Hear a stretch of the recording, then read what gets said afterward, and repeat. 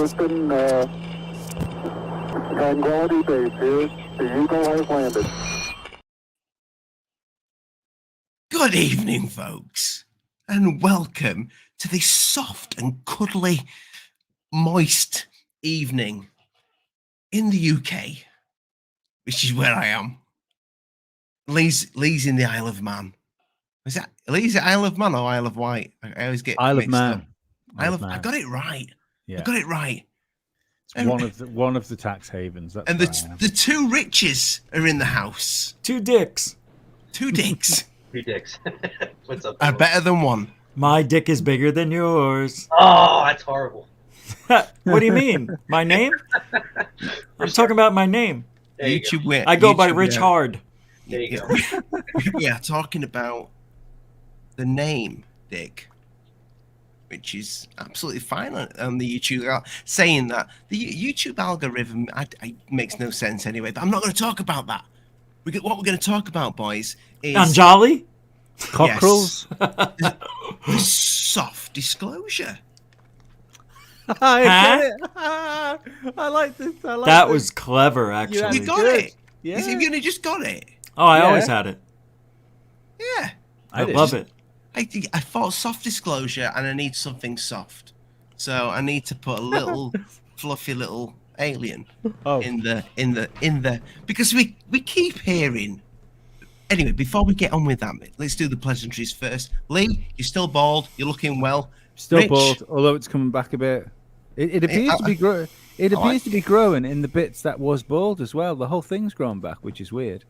Maybe that's all you needed to do was shave it. Maybe that's it. I just had to reboot my hair, turn it off and on again. I like it shaved though. Keep That's it. clever. Suits you. Another clever thing. Rich, those Which one? are those Bono Rich? Hmm. Are those the new Bono glasses? Nope. Had these for almost 2 years. Did you have the yellow ones on last show? No, 2 shows ago. But I have to fix them. These are cheapos right here. I like them. Oh, I I like love them. They're just dirty a little bit, but I they do the reflect a lot of light, so you can't see my eyes as much. And I'm I a fan want of people the to red look at ones. the truth. I do the same, Rich. Because when you got the lights in front of you, Yeah. that dazzle. I'd wear the sunglasses, but you've kind of stolen that, and I've stole the hat, so I can't steal the sunglasses as well. Yeah, I've got my own image. You have. And I have hair. I have a lot of hair, too. It's amazing. And I don't have the lights anymore. No. No. This is because I'm not using a green screen. You've gone au naturel. And Au naturel. speaking of natural, DarkSKY Rich, how you doing, my friend? Welcome back to Alien Addict. Thanks for having me. I appreciate it. No, we've been dying to get you back on. The amount of feedback that says you need to get DarkSKYs back on, it was unreal. That's awesome. Thanks, man. Appreciate it. No, we love having you here. So boys, I want to talk about this thing that we keep hearing about, because I keep hearing the word soft disclosure, and I don't really understand it, and I don't know if does anybody understand it. Soft disclosure, what an actual soft disclosure looks like. I mean, are we living in a? Do we feel like we're getting any disclosure, even if it's a little bit squishy or soft or what cuddly? I don't know. Ollie, you're either Yes. pregnant or you're not. You can't have soft disclosure. You either have disclosure or you don't. Yep, totally agree. End of story. I think they're testing us. I think they're seeing what's going to stick and what's not. And Yeah. instead of just giving us all the big enchilada all at once, it's just a matter of let's see what people are going to follow, and then let's go with that narrative. I don't know. That's my opinion. Because they're not showing us anything. They're just Exactly. telling us about it. It's all And that's dark. not disclosure to me. Yep, totally It's- agree. It's a test, yeah. But we hear that this like people Yeah. that are quite well known in the I'm going to say nearly call it an industry then, but there's It is people an that industry. are quite, yeah, In it business. is. In the business. There's people well known in the business, and it is a business. That they're saying soft disclosure. So I need to find the meaning of soft disclosure. What is a soft disclosure? Lee, that was for you. Well, when you look at what we had with the New York Times thing, it was New York Times, wasn't it? Not New York Times. Flaccid disclosure. Thank you, Lee. Appreciate it. That's the best, man. I think he's right. You think we're clear. There's clearly something being put out, so to see how people react to it. But it's to what end, isn't it? That's what I'm interested in more than like, because that is soft disclosure. If you want to describe what soft disclosure is, we've already had it. We've already had it when everyone was sat at home watching the tellies and nobody fucking cared. When was that? When was it New York Times article? Was it New York Times or was it the New York Post? The Post, the Times, New York something, yeah. Yeah. Times, it was the Times, I think. I would call that soft disclosure. When they said what? When they brought the like off-world the UAP vehicles? For off-world vehicles, that sort of stuff, yeah. And they retracted it? Yeah. Oh, yeah. But I'd still call that at the time, because it's the same thing with, even though they retracted it, it's like when you get someone saying something bad about somebody in news, isn't it? You can have like terrible things thrown at people, then all of a sudden there's a retraction, and that retraction will get like 30% of the traction that the actual story got. So you've had soft disclosure, and like I say, nobody really cared. Maybe it was a little bit too soft. I honestly think soft disclosure has been a combination of movies, all these documentaries, all the information that's been released over the years, the TV shows, the stuff that I'm showing on my channel. It's like they're getting the public ready for something, but they don't know what's going to stick. I just don't think that we've been fully told, exactly what is actually going on, and I'm not sure if it's ever going to happen, to be quite honest. I mean, especially after seeing everything that's been going on lately, it's just, you got all the nonsense with Jeremy Corbell and everyone else releasing these crappy videos and really horrible information. It's just, it's either give it to us or don't. You know what I mean? Like, let us know what's going on, or just shut up about it. It's one or the other, in my opinion. I sometimes feel like I'm one of the bad guys in this. I don't know about any of you. Well, Rich and other Rich, Lee. I know you kind of speak about all sorts of things on your podcast, and Ufology comes it's just a little bit of a taste that you put out there on Must See. But when we're hosting a show and we're talking quite negative about the field, I often get comments from people saying, you're wrong. We're at the forefront of something. Something's any minute now. It's about to happen. I constantly get people telling me this, and sometimes people say that it's not going to help what you're doing, putting your negativity out there when it comes to this subject. But you mean the truth? Yeah. But inevitably, Ollie, I bet the people that are saying that to you are 10 or 20 years younger than you. Hell yeah. I agree with that 100%. Yep. Hell yeah. Yeah. They're in their mid-20s, mid-30s. Not all of them. Some older. No, I know, but the majority of it. It's this new generation, like a UFO Twitter group, the young guns. Yeah. And Rich, I think it's Twitter. TikTok's another one. I don't think anyone on TikTok's over 25. It seems like everyone on there is about, they're I've actually had people who say, like, oh my God, who's this Bob Lazar guy? And I'm like, are you kidding me? Like, really? Like, wow. All right. It's really amazing the lack of understanding and knowledge that's out there. So it's just, I think it's unfortunate. Do you think maybe some of that's got something to do with, like for instance, when I started getting into this stuff, like most people, I started getting into this stuff through YouTube, and the fact that YouTube censors so much stuff now, you've had such a big gap of like the beginning of YouTube censorship that there's that middle generation that didn't go on YouTube when it was the Wild West, when when you could just not only was it the Wild West, they did the real research. But not only was it the Wild West, the search engine was still pretty good. It was better than like BitChute and Rumble and stuff like that are now. So, But you even were, that, I mean, it's only been what, 2 years roughly? Like Yep. 3 years, maybe 2.5. I mean, honestly, I kind of feel like it all started right around when the big C happened.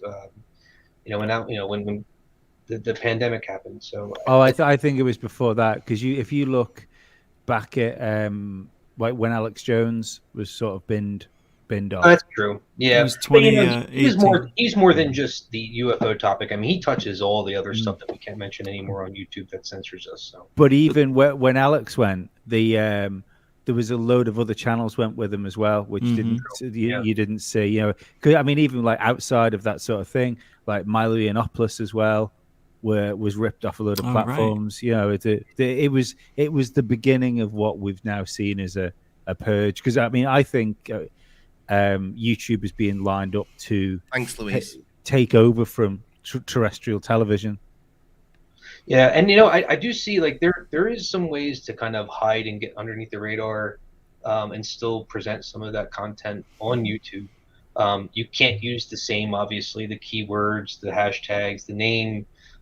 You have to like kind of cut up the video a little bit in order to get it to go on there. And even then, after a while, they will find it. But I mean, there's still ways to find all that information on YouTube. There's like it's not like the subreddit of Reddit, where you can find some really deep stuff. But I mean, there is some channels, and there are some ways to still get some of that taboo content that you can no longer find anymore on the surface level. It's still out there. It's a little bit harder to find. Well, I found it really interesting because this isn't going to shine me in a great light, but I set up a new account on YouTube to go on YouTube to look for porn, to see how much like porn was on YouTube. But there's genuine hardcore porn on YouTube. Really? That is shocking. Yep. Really there's weird. that. Yeah, Faces of Death, that kind of stuff. That's out there. Hardcore, like how do they let that get on? I don't see porn. No idea. Yeah, You've it's got all about go, Luke. I did. Sorry. That's insane. I mean, I get it. I mean, I label my channel over 18s. Porn.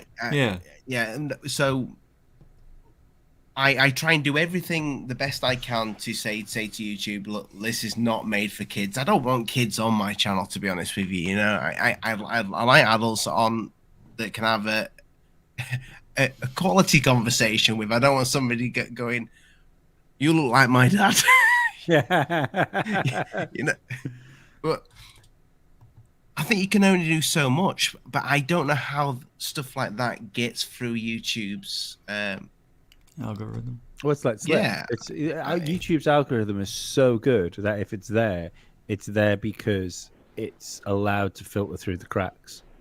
Yeah, I mean, I worked in big tech for 15 years, so I will tell you, like, the algorithm is based around keywords, key searches, filtering around, identity, your past history of what you've posted, who you're friends with, etc. So it's not looking. The algorithm's not looking specifically at the video content itself. The video content comes into play when you start having views, when you start having people commenting, good or bad, and shares, and then they start to notice, like, okay, well, what's actually going on in this video? And then you start to look at the content inside of it. So, I mean, that's how I get away with some of this stuff, where I can post it and have it up and running, but I have to take it off after about, a week or two. Like I said, there's definitely ways to get around it, and there's absolutely those channels that you mentioned, Ollie, that are out there that are showing some pretty crazy stuff. That's insane. People get around it. You always find a way.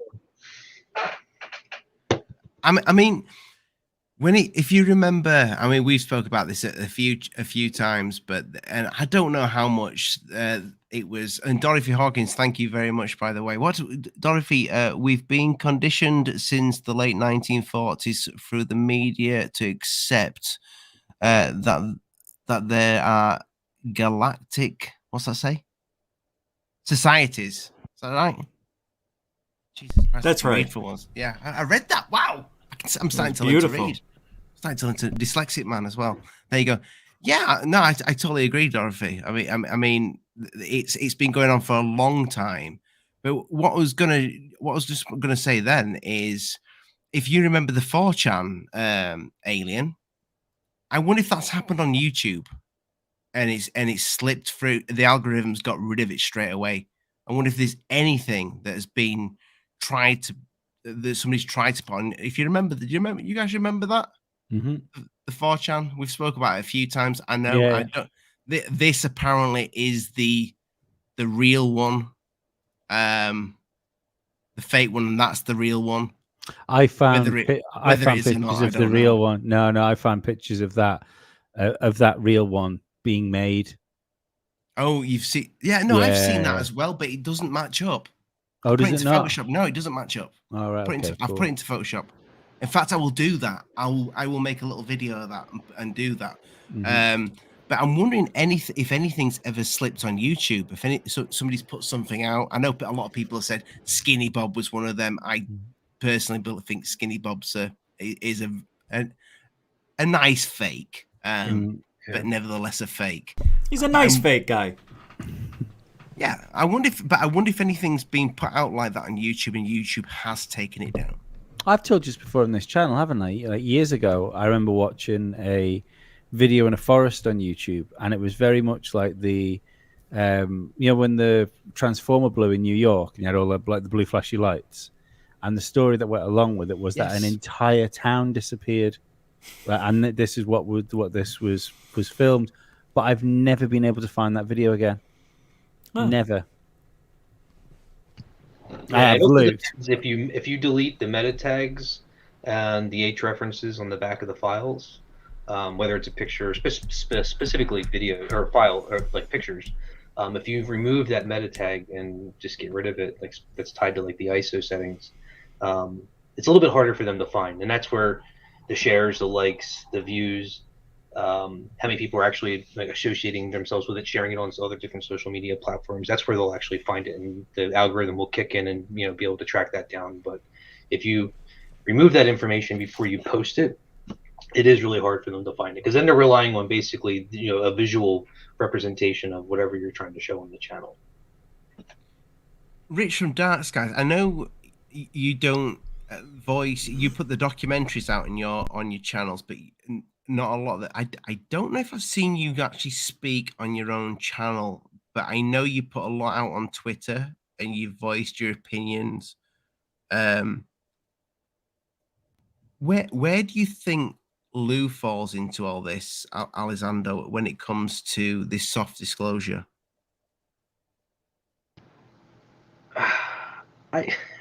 I'm not a fan of him.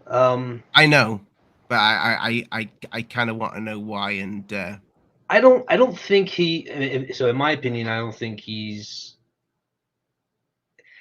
relevant for someone like myself that has a really small channel and that's not really really well known, that kind of thing. I think the people that are much larger, like some of the other folks here, like especially GUFON and you and yourself. Yeah, I mean maybe they are watching and seeing what's going on there. I mean, but I don't know. I mean, I just don't think he's as relevant as most people give him credit for.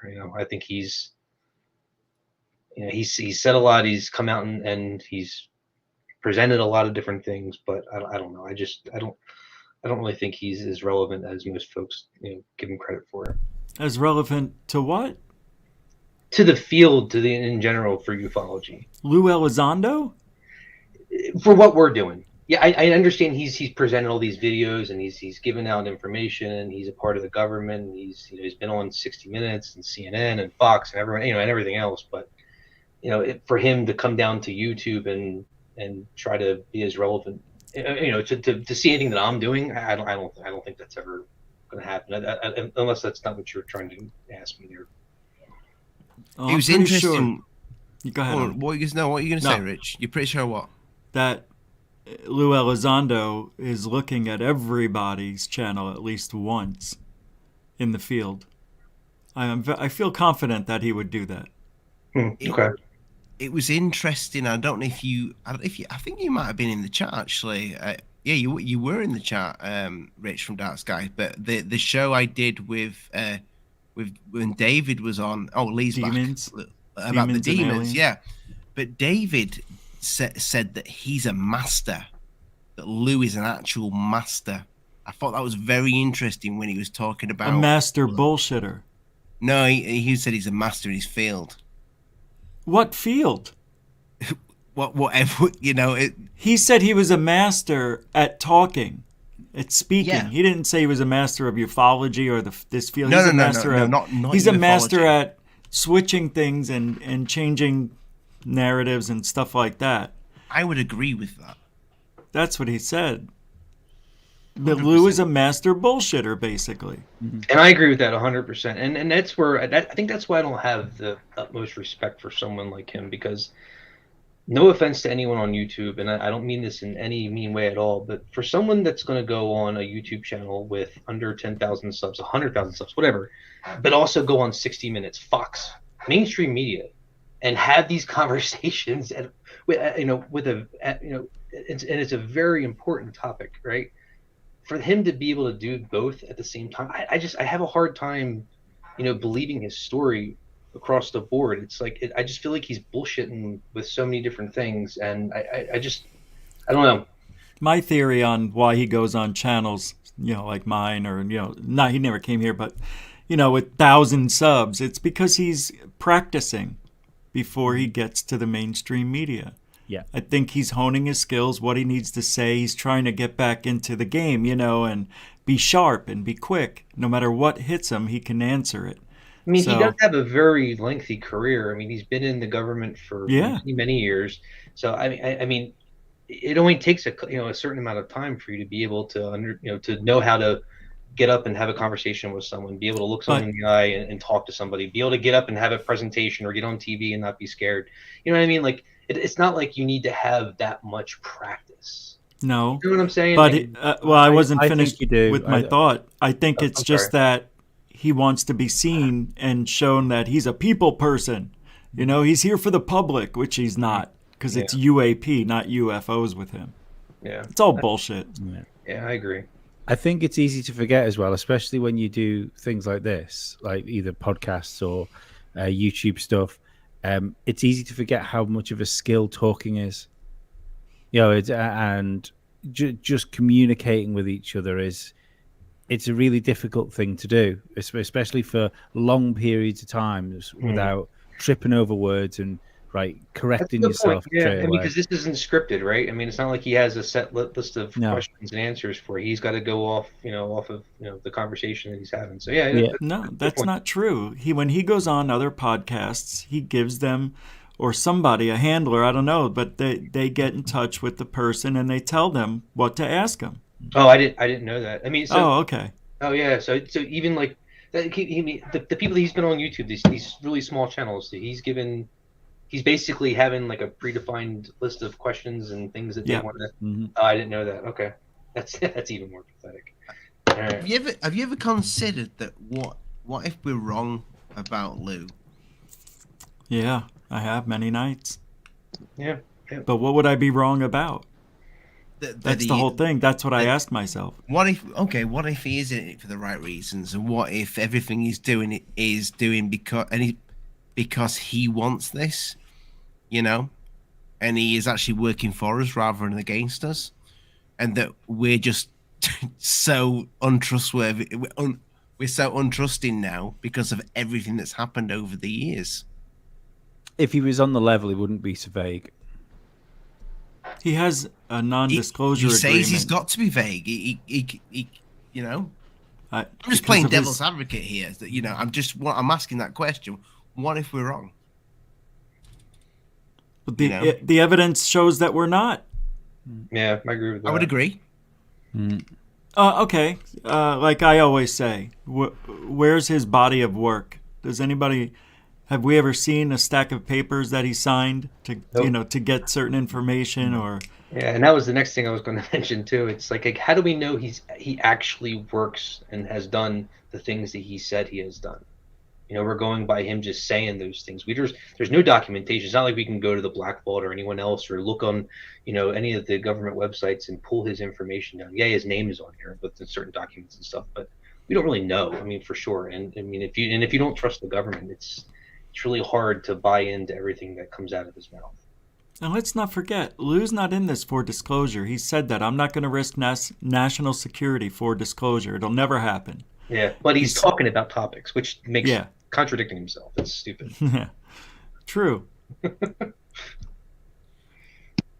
Do you think that this is planned though, and he is in this because it's not all for himself? This has all been planned out. He's the guy to deliver something that we're supposed to follow or know. So he's the spokesperson for disclosure, basically. One of them, but one of many, because it seems to have flipped around. You know, it started with the Tom, then it's flipped to the Lou. That sounds strange, but it does seem to me like if this big conspiracy theorist here, it seems that if he's the guy, it's working whatever he's doing, especially with the hardcore science UFO guys. You know, the ones that don't really believe in the woo part of it. Which hardcore science guys? Well, you know, like the well, he's not a hardcore science guy, but like let's put Jesus on the table there for one. UFO Jesus? Yeah, he loves Lou. That guy.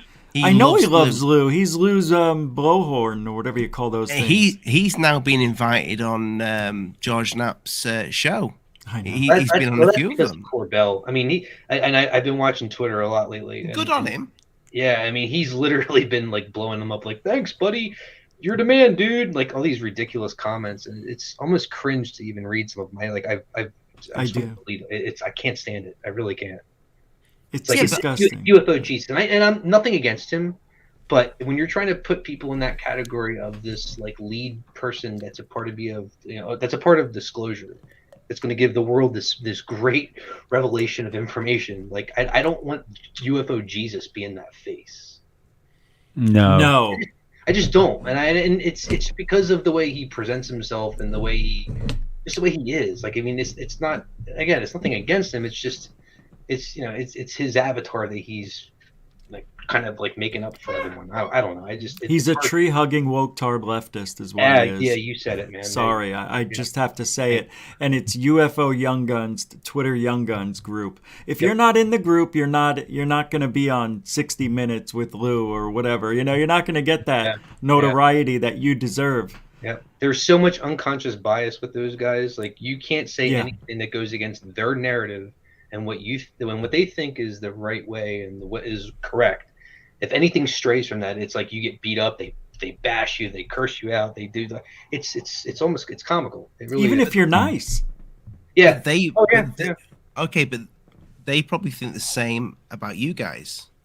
Look, I went into that anytime, even before they knew who I was very nice to these people, and they're relentless on what they believe in, and they're rude, and they're very angry.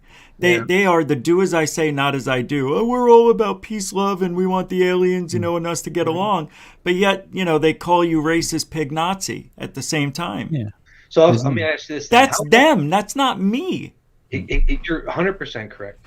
How long has UFO Twitter been out? Let's start. UFO Twitter since the TTSA came out. Okay. So before that, this kind of stuff, in my opinion, didn't happen. You could actually have an educated conversation or an intelligent conversation with a person and disagree on both sides and still come to some sort of resolution, or have just a cordial conversation. Now it's like if you have anything that disagrees with their information, their narrative, whatever they believe in, it's immediately bashing, cursing you out, thinking you're a horrible person, thinking you don't know anything, you haven't been in the field long enough, and it's just blah blah blah blah blah.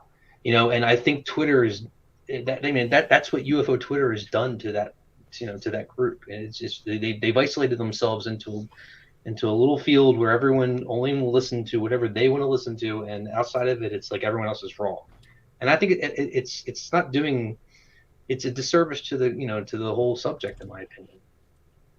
That shows how much I know about Twitter, because I thought when I'm putting hashtag UFO Twitter, it's just like, hey, anybody who likes UFO, on Twitter. Oh, I mean, I watch my face every night. I just want people to watch my stuff. So it's, so I have no problem doing it. But at the same time, it's like it's so freaking annoying. I'll have people like literally yell and curse me out for posting something about NASA that doesn't agree with the narrative that they believe in. And I'm like, I didn't do anything wrong, dude. It's just my opinion. Like, it's not just UFOs, though, is it? It's not just UFOs. We live in a world now where everything is like politically segregated into little Don't groups. hurt my feelings. Yeah. If you're not on the same team as me, then you're the enemy, and it's all tribal. I don't understand it. It's never. It seems to be something that's crept in within the last 5 years, and it's seeped into every aspect of communication in life. It's really strange. Mm-hmm. Yeah, but I agree with that. And UFO Jesus is the loudest of them all, and that's not even a joke. They love him. I mean, he doesn't upload a lot, but he exploded. Yeah, because Lou keeps shouting him out. And now recently, Corbell's doing the same thing. I mean, yeah. I mean, some of these, I'm not even kidding you. It's like, that was awesome, dude. You've done so much for this field and this community. Thanks, buddy. It's like, stick my finger in my throat. And UFO Jesus, all he does is parrot everything he hears. It's a joke. So, I like the guy. I think he's a nice. Of course, you love everybody. No. What I'm saying is, I think he's a nice guy. You want him on your show. I know you do. That's why. Come on, tell us the truth. Do not hide underneath that hat. You can't handle the truth.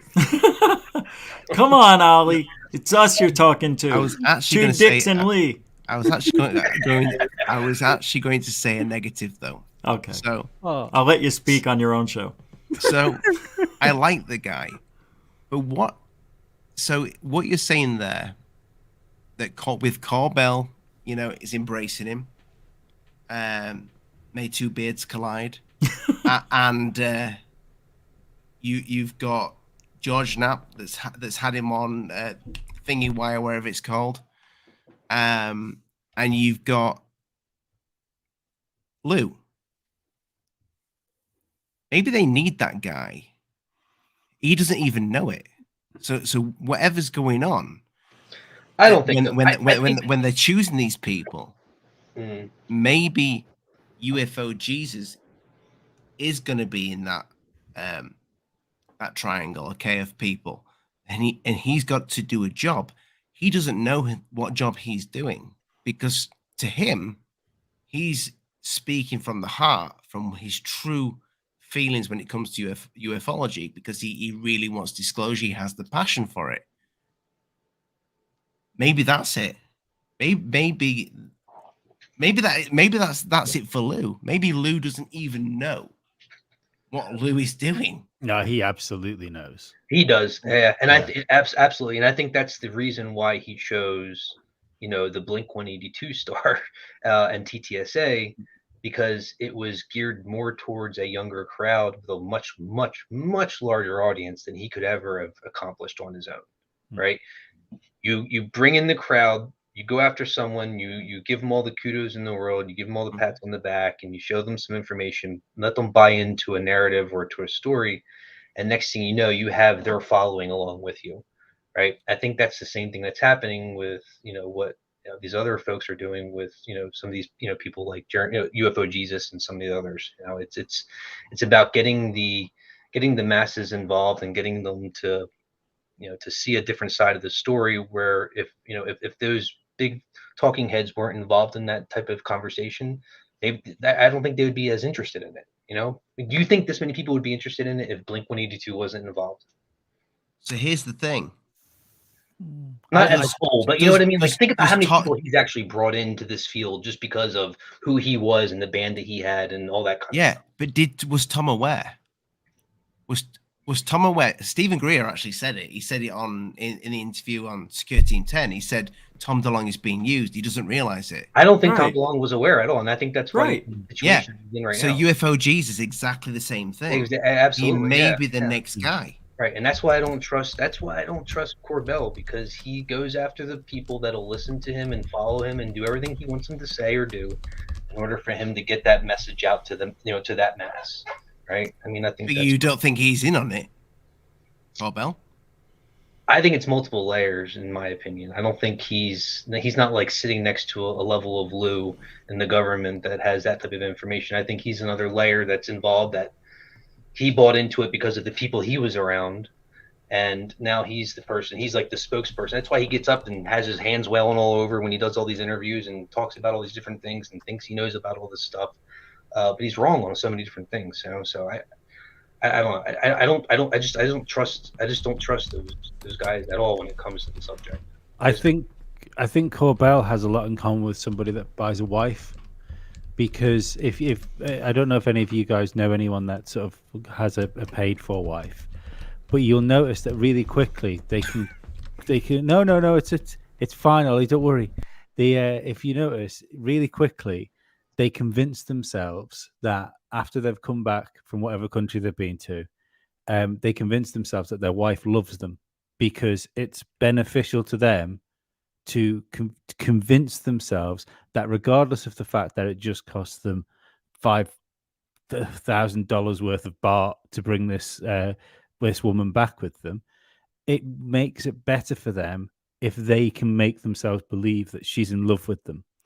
And in the same way, I think he's doing the same thing with ufology. It benefits Corbell if he believes his own bullshit, because if he believes his own bullshit, he can carry on like his filmmaking, and the Corbell money machine keeps rolling.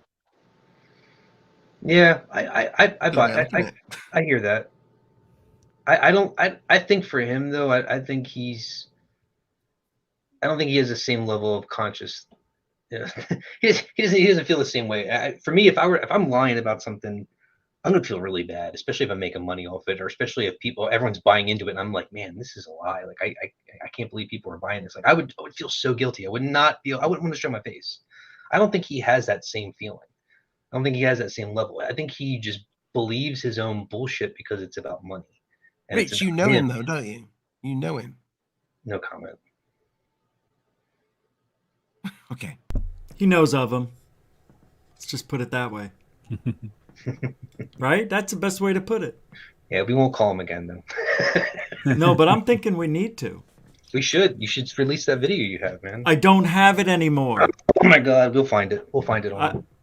You may have to do a what do you call it? Come on my computer and see if you can find it. It might be on the Wayback like internet machine. We can. Oh no! Oh wait, you think the conversation is? The Internet Archive archives everything. So if you had that live and it was out there for at least a day, it should be out there. It wasn't out there for a day. It was out there for 15 minutes. I took it out. You took it out. That's right. It was at the end of the show. You're right. And what happened? I was doing it on StreamYard, and I saved it. But at the time, StreamYard only let you hold on to files for 15 days before it erases. Right. And now they don't do that anymore, but I lost it. And I thought I downloaded it to the computer, and I still don't know where it is. I checked everything. Yeah, I'll look on internet. That's a good point. I'll look on Internet Archive tonight and see if it's out there. But you're right. If I don't know. I've never really used StreamYard before, so I'm not sure how that saves things. But if it was published or broadcast at one point, it should be out on the internet. Dude, that was a classic conversation, and I wanted to have that go out if he didn't come on the show. And when I looked for it, it was gone. Yeah. Yeah, he owes you a call, man. Well, I'm going to call him back and say, you didn't come on the show. What's going on? That's what we should do. The phone number is the same, so. Oh, well, I have it. All right. I've got it, I think. Everybody's got his number. And now they do. I won't share it. It started with me. It didn't start with me, but for me, it seemed to have really rocketed from TTSA. It really has this soft disclosure thing, and it's gone through Bob Lazar being reintroduced into the woodwork, that you've got Travis has been pushed out a little bit more. And then now you've got Demi Lovato, what's next? What is actually coming along the pipeline? Are you saying Demi Lovato's soft disclosure? Oh, a little bit, yeah. Come on, man. I don't think so at all, man. No. Then I'm disclosure. Not for me. Not for me. Are you, Rich? Rich is like a genius. Okay. I'm no shit. I'm talking about the average Joe. Not okay. Not that they're average, but the people who are not even interested in the subject. Yeah. But that's also like saying, if that's the case, then people like Corey Good and David Wilcock and all these guys are irrelevant too, right? I mean, because everyone's going to believe a story. Everyone's going to believe something. Mm-hmm. They're going to, so there's a following for those folks. It really is. So the Wilcocks and the Corey Good, I think they're just trying to make it. They're just like the snake oil salesman. But I think when it comes to this Demi Lovato thing, there's a reason for this. I put her in the same category as Anjali. Yeah, I do. You think? And in fact, I think Anjali's horrible, and I put her above Demi Lovato. That's just my opinion. But wouldn't you, if you were going to launch something, as in, like whatever the reason for the UFO stuff was going to come out, in the modern world, you do it like anything. Like if we were going to launch a video game or we were going to launch a clothing line, you would have a group of influencers out there pushing. Yeah, but structure it towards entertainment. You know what I mean? Yeah. Structure it towards an entertainment side of the subject versus it being facts and reality. It's not. No, but I think that's what's happening here. Like when we talk about the sort of the UFO Twitter people and people like UFO Jesus, I think the Corbell and Elizondo like initiative, if you want, are angling even if the people that are being put in place don't realize they're being put in place. Some of the smaller channels that might be getting boosted here and there and getting a shout out from one of them, if they're getting put in place to be the influencers that will push whatever narrative comes out of Lou Elizondo next.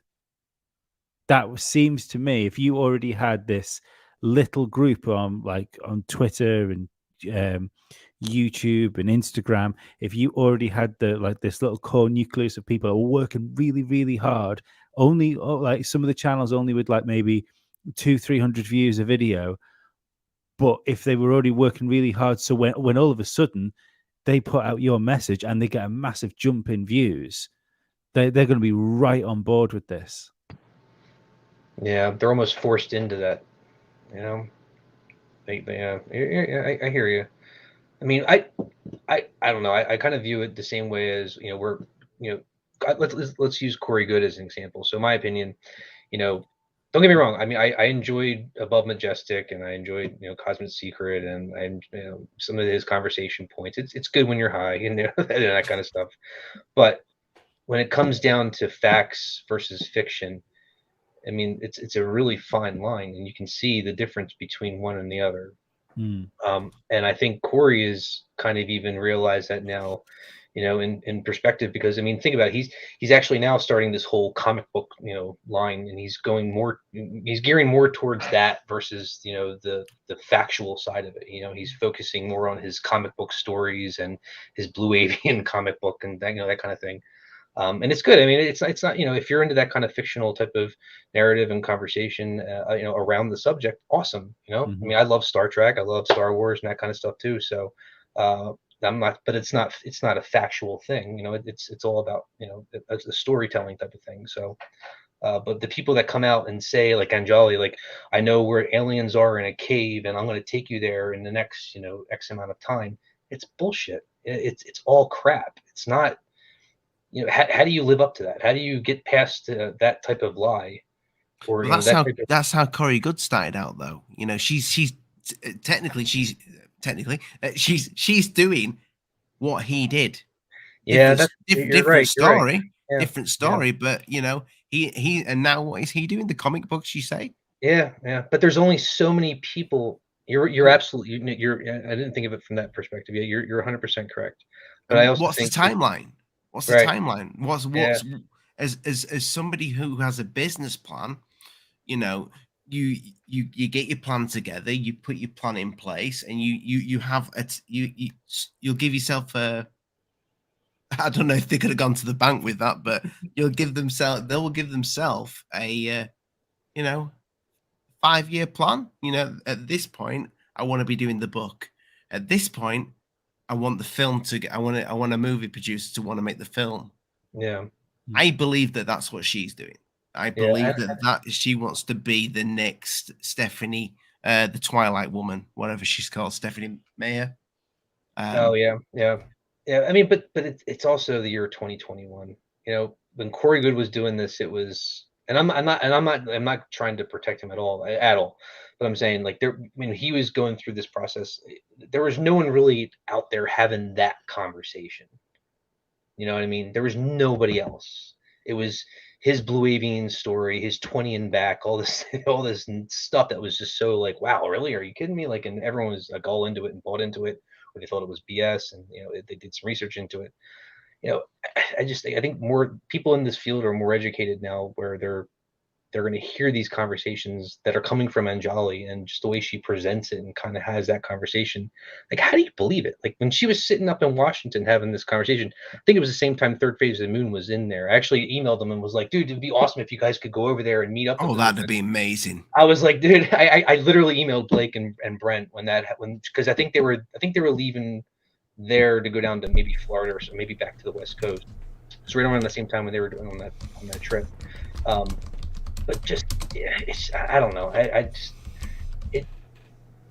There's only so many times you can BS your way into this field and make a ton of money before people are just going to call your bluff. And I think that's what's happening right now with her, with social media. There's way too many people that are, that know what's actually going on, or that they feel like they know what's going on, and they're hearing this conversation, and they're just like, yeah, this is bullshit. So you think there is a turn now, and people are starting to become smarter? I think so. At least, the folks that I talk to, people that visit my channel, the folks that I hang out with outside of the internet. Yeah, I mean, it's more around, like, they all have a belief in the subject. They want to get answers, and they know that following certain individuals that are presenting or doing a certain thing aren't going to get them to that holy land. If they're not, there's no way they're gonna get the right information by following people like Anjali or other people that are having that kind of conversation. It's because they know it's bullshit. Rich, you wanted to say something? No, I'm sorry. I hit the mute button. It didn't work, and I'm typing away, and I saw that it went through during the conversation. Very amateur. Oh, don't worry about it. No, I worry about everything.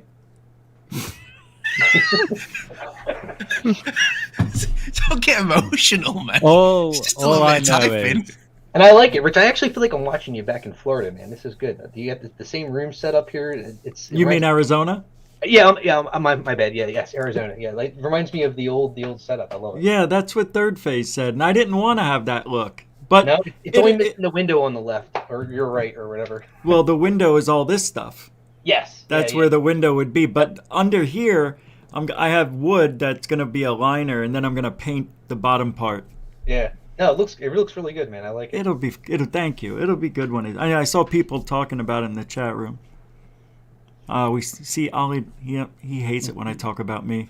We've lost the host. This is not professional.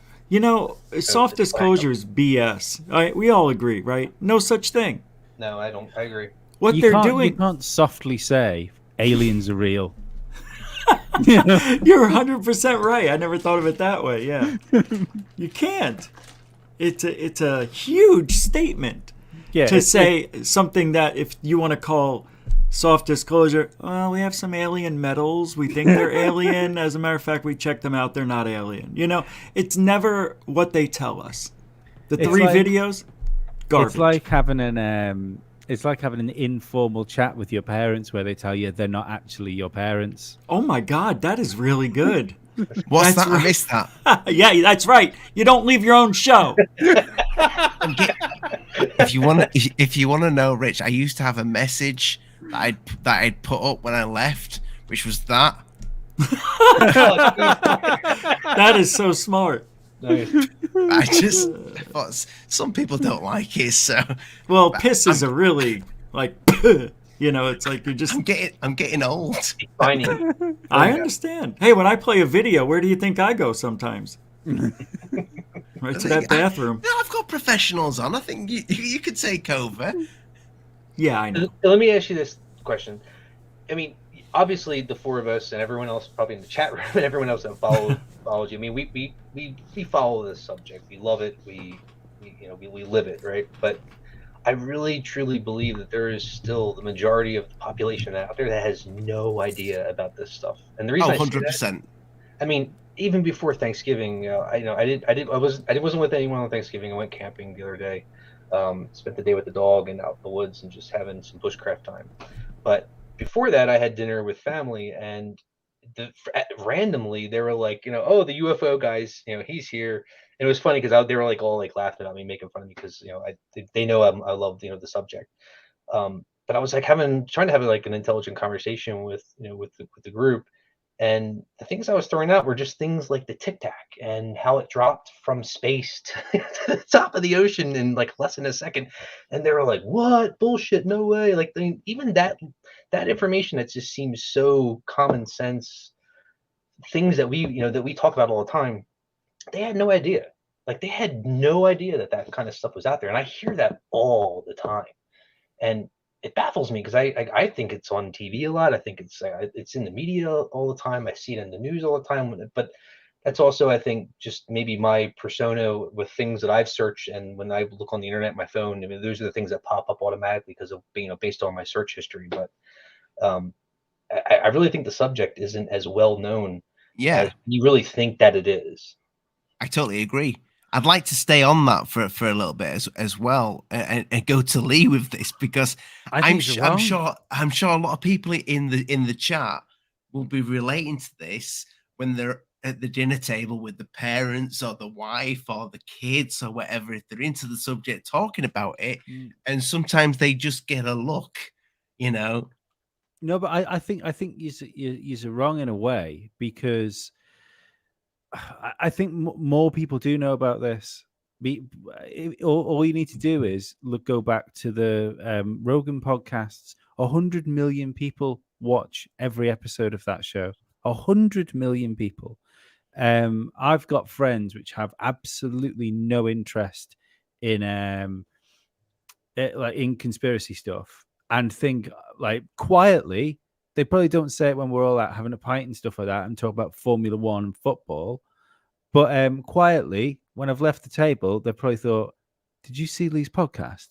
He's fucking crazy, don't you?" So 100%. Yeah. Yep. And but the thing is, those same people, when Rogan had the pilot on and they had Bob Lazar on, would then turn around to me and say, what's this about then? But the thing is, I had like a short conversation with these people about these things, and they went, "Oh, right, okay," and then carried on with their lives. It's not the fact they don't know about it; they don't care. So if there is a narrative, and I've said this before, why has this not happened yet? The big announcement hasn't happened yet. Well, I predicted this like 2 years ago, but I'm still waiting. I think that Rogan he's positioned himself way too far to one side of the aisle versus it being in the middle.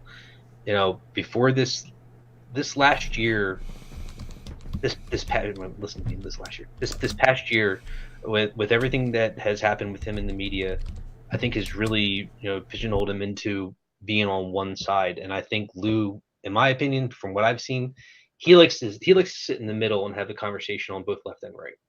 And I really think that Joe has positioned himself to be on one side of the topic, with everything that's in mainstream media right now. And I don't think he wants to be involved with that type of, controversy. Like, oh, you went on Joe Rogan, or oh, you're talking to someone or having a conversation with someone that's so far to the left or to the right, specifically to the right. But I think that's the way I view it anyway. I think you're right, but I think it's the other way around. You think Lou will go on there?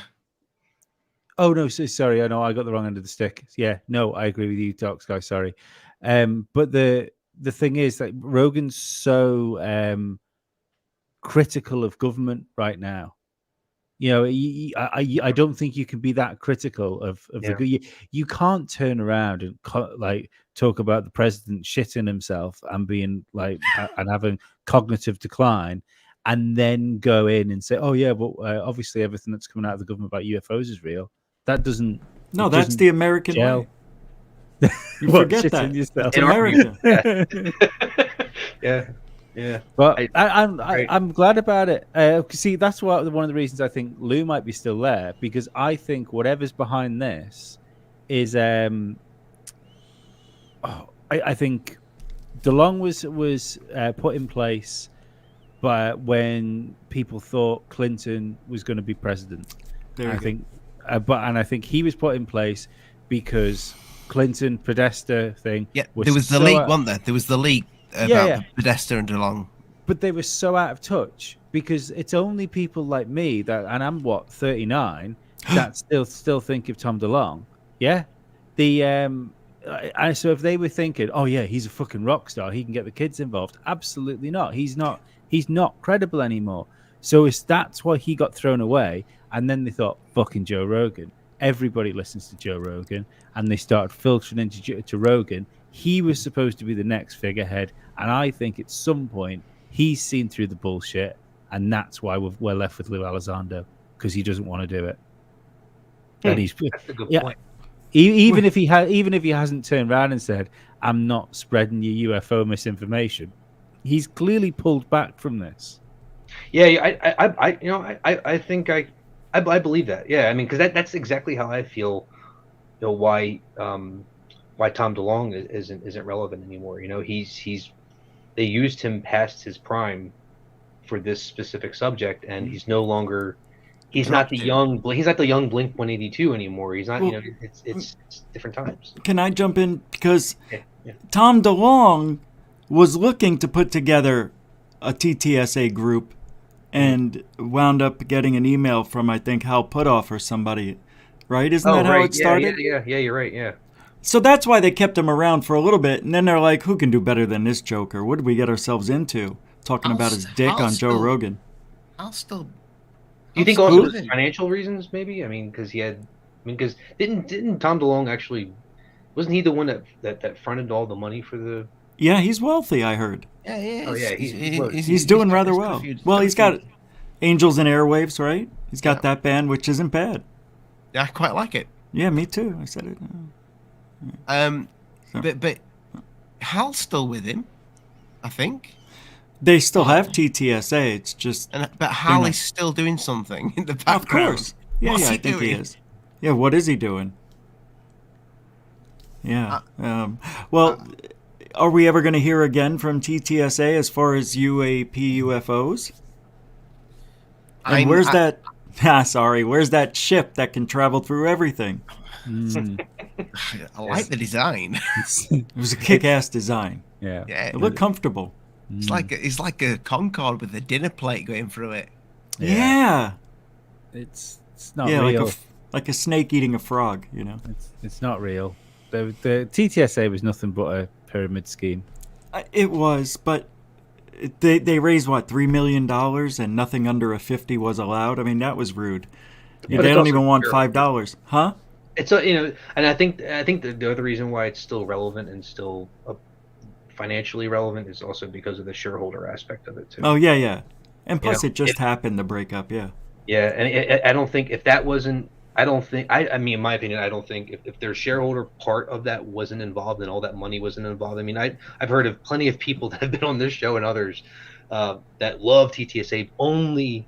Well, they make it seem like it's because of the shareholder part. Like they're always flaunting, like, "Oh, I'm a shareholder. I own this." They just like saying it, right? And it's like, well, okay, but that's never. What happens if it never amounts to anything? Yeah, but the reason there's so much fluff around that subject right now because of all the people that are invested into it. They're no more a shareholder of TTSA than I would be a shareholder of a company if I signed up to a Kickstarter.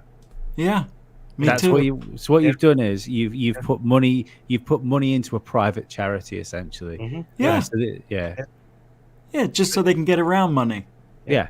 But that happens on Wall Street all the time. So I mean, that's not something that's just happened this one time. I mean, this is something that happens all the time with private companies and startup companies, and people make a shit ton of money on this type of thing. So I mean, I would if I dropped 10 grand into it, I'd be heavily invested as well. I'd be like, well, yeah, like, dude, show me something, do something. Yeah. Is Wilcock asking for money for his hover car?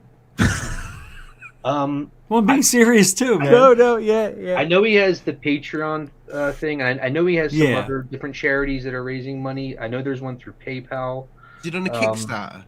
Yeah. Does he have a Kickstarter? I'm not sure that. I don't know.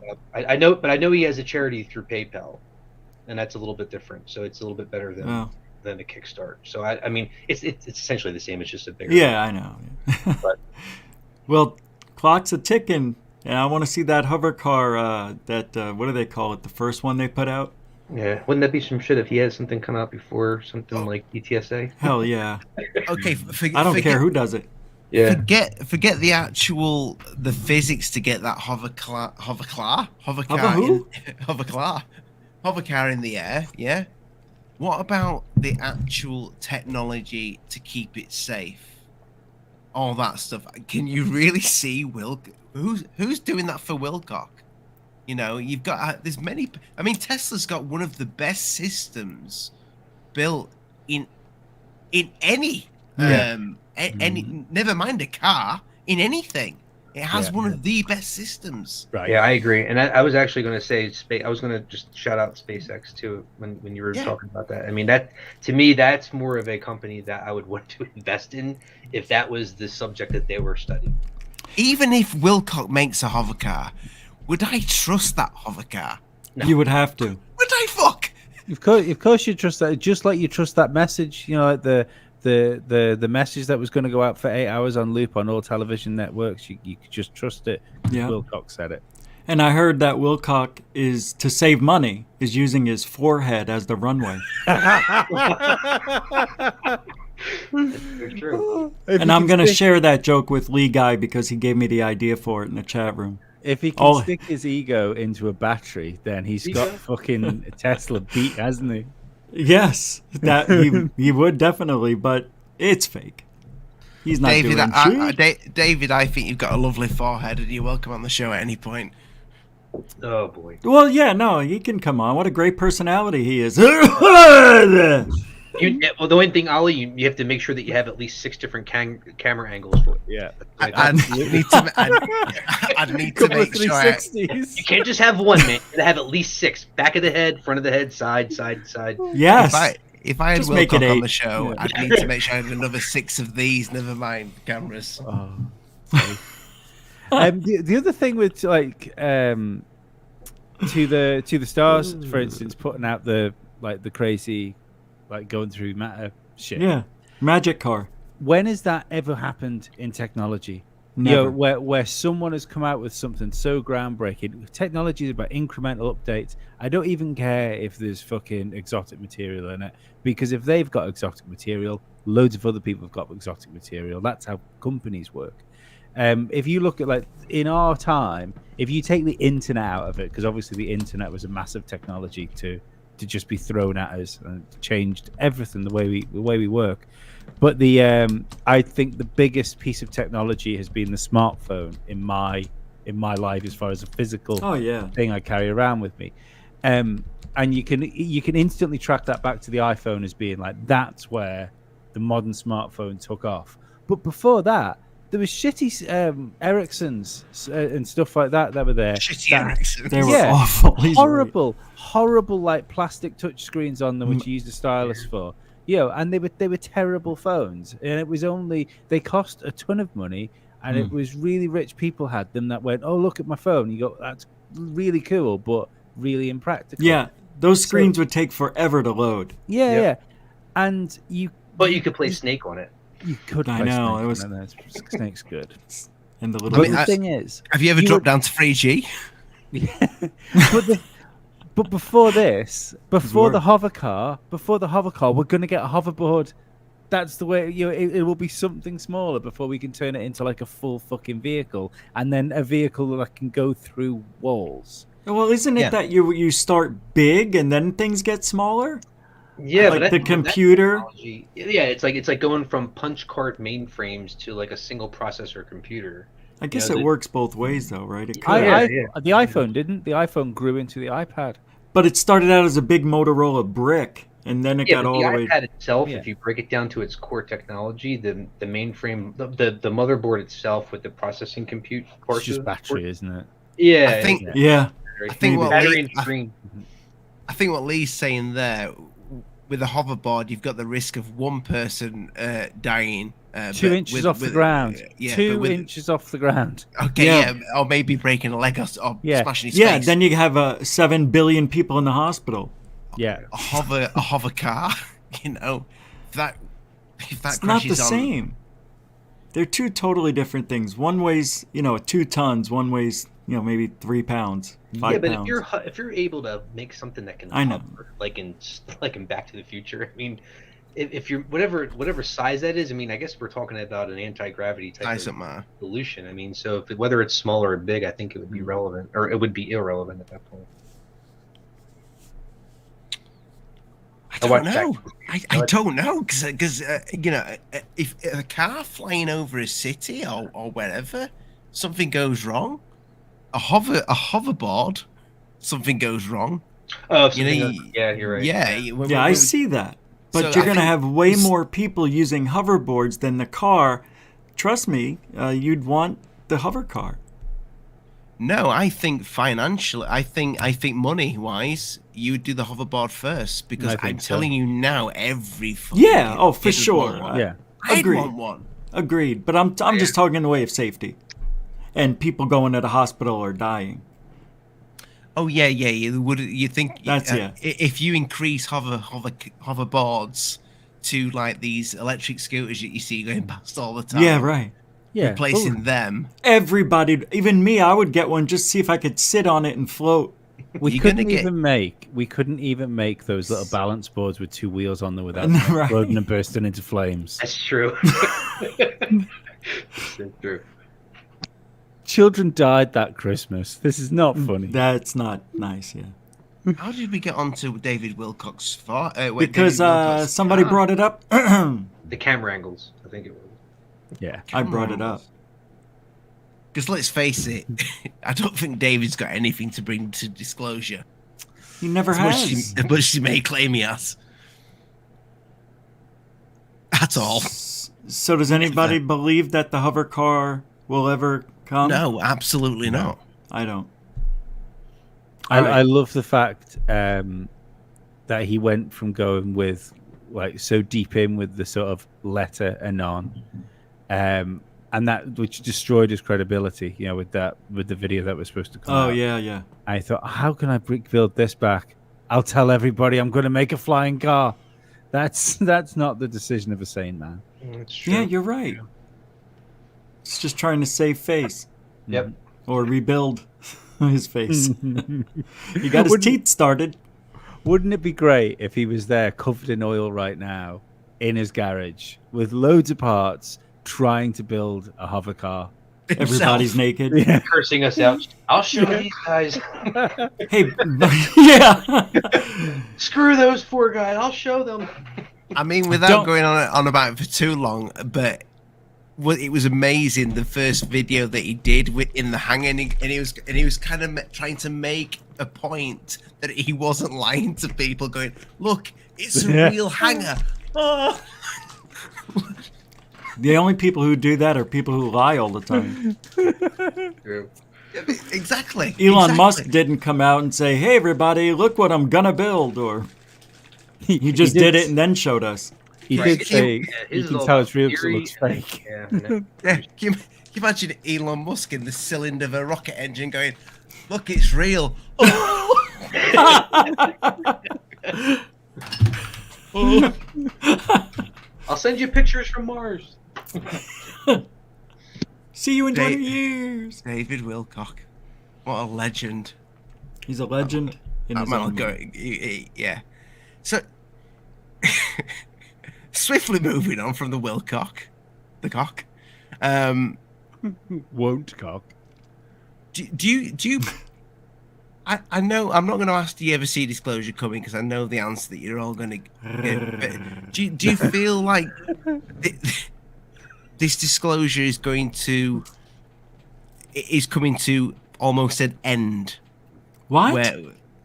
Oh, sorry, you were still talking? Yeah, it's slowing down. They've done the bit, and that's it for now. Do you think we've got because over the past, God knows how many years, from back when my granddad was a lad, he's dead now, my granddad. But God rest his souls. God rest his soul. He's got two souls. More than he was schizophrenic.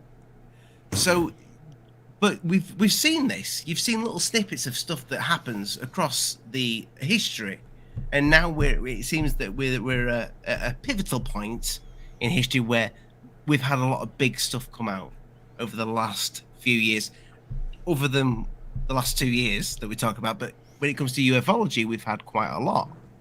Do you think that that's our segment for now? That's our slice of pie, and that's what we're getting. That's what we're being fed so far. And it seems like is it going to come to a bit of a rest now, or do you reckon we've got more to come? If that makes any sense. That was the longest question in the history of talk shows. I like that question. I do that, Rich. But it was a good question. Yeah. I kind of think. I mean, I think some of it's based on some of the release of documentation, either through FOIA or through other means. I mean, so for instance, there comes a point where they have to release information. They have to. And I know that the government can delay certain documentation or certain information coming out, like they're doing right now with JFK. And I know the JFK docs were supposed to be already released, but they're supposed. Now I think they're not supposed to be released until I think it's December 15th. But I think I often wonder if that's maybe a part of some of the mass information that's coming out around UFO, because they're almost forced to show their hand or show that information. Whether or not they show everything, I don't know. I mean, but why do you think they'd be forced now, though? Because after a certain amount of time, they have to release that information to the public. At least, like 60 years or something. Yeah, in the United States. I mean, so for instance, the JFK documentation that was hidden under the wraps until this year. It was supposed to be, I think it was October or November or something. Now that they've delayed it, the Biden administration delayed that information from being released to the public until December 15th of this year.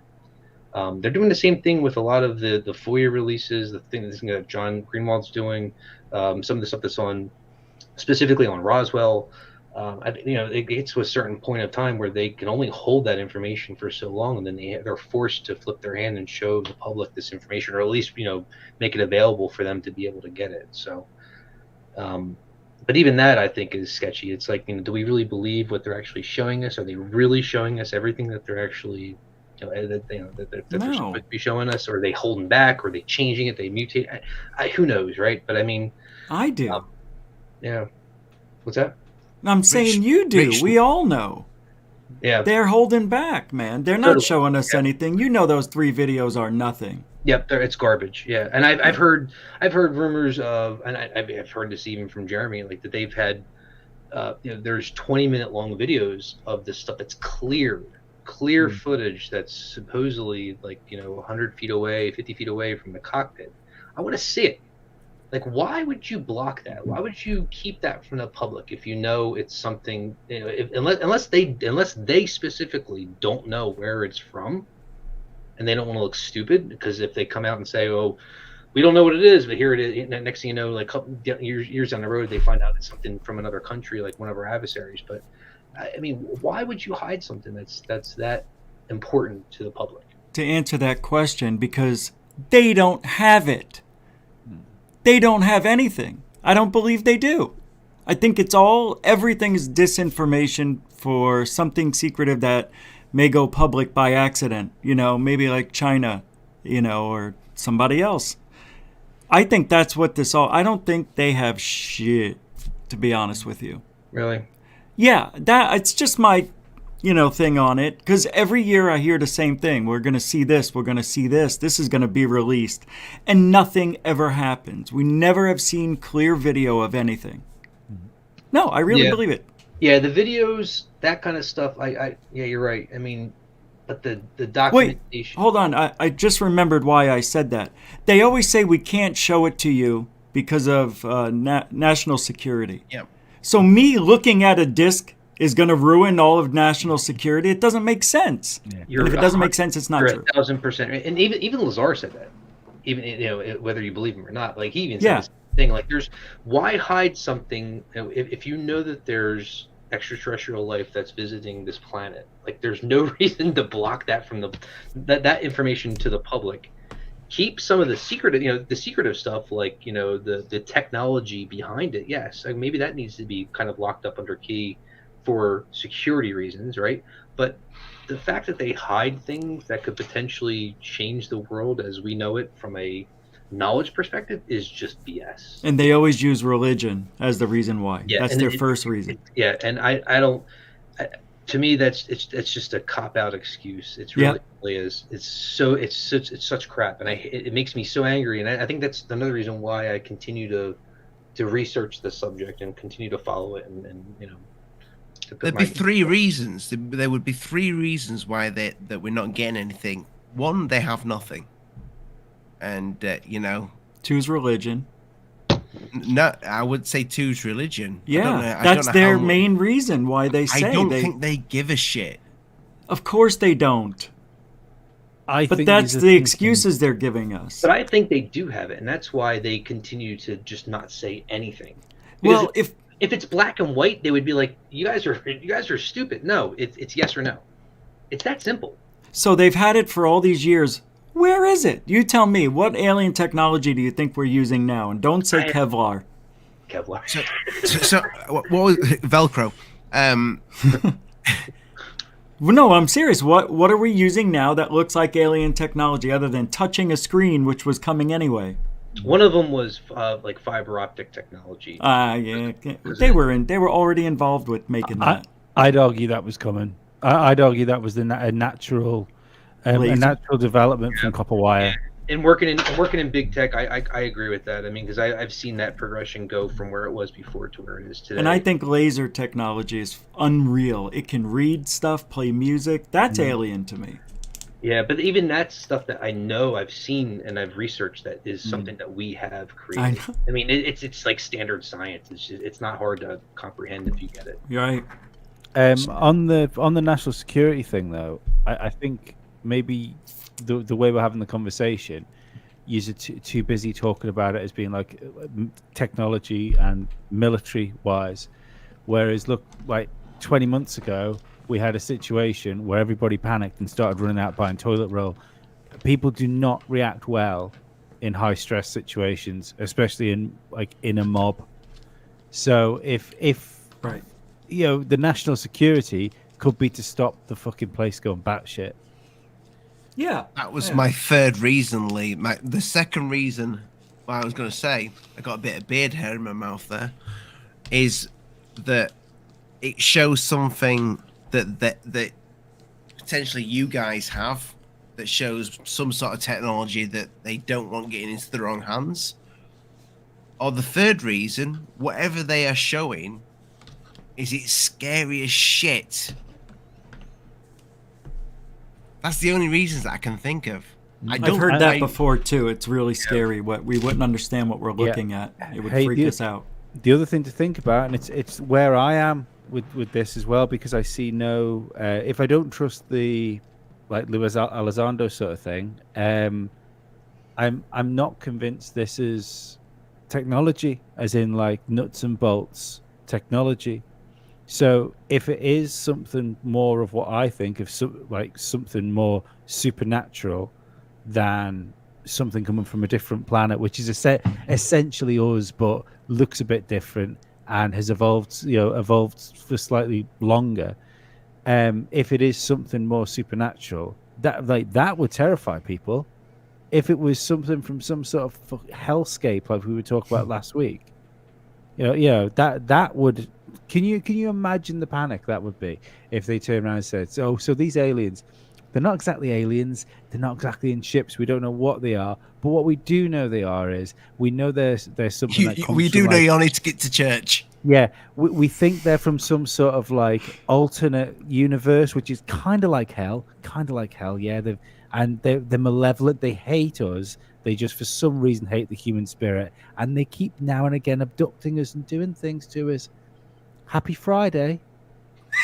But I think it's even more than that. I mean, going back to the conversation I had with family members just recently, one of them, actually two of them were. One's a physicist that's in college right now. That's going to college to be a physics major. The other one is a very senior computer scientist.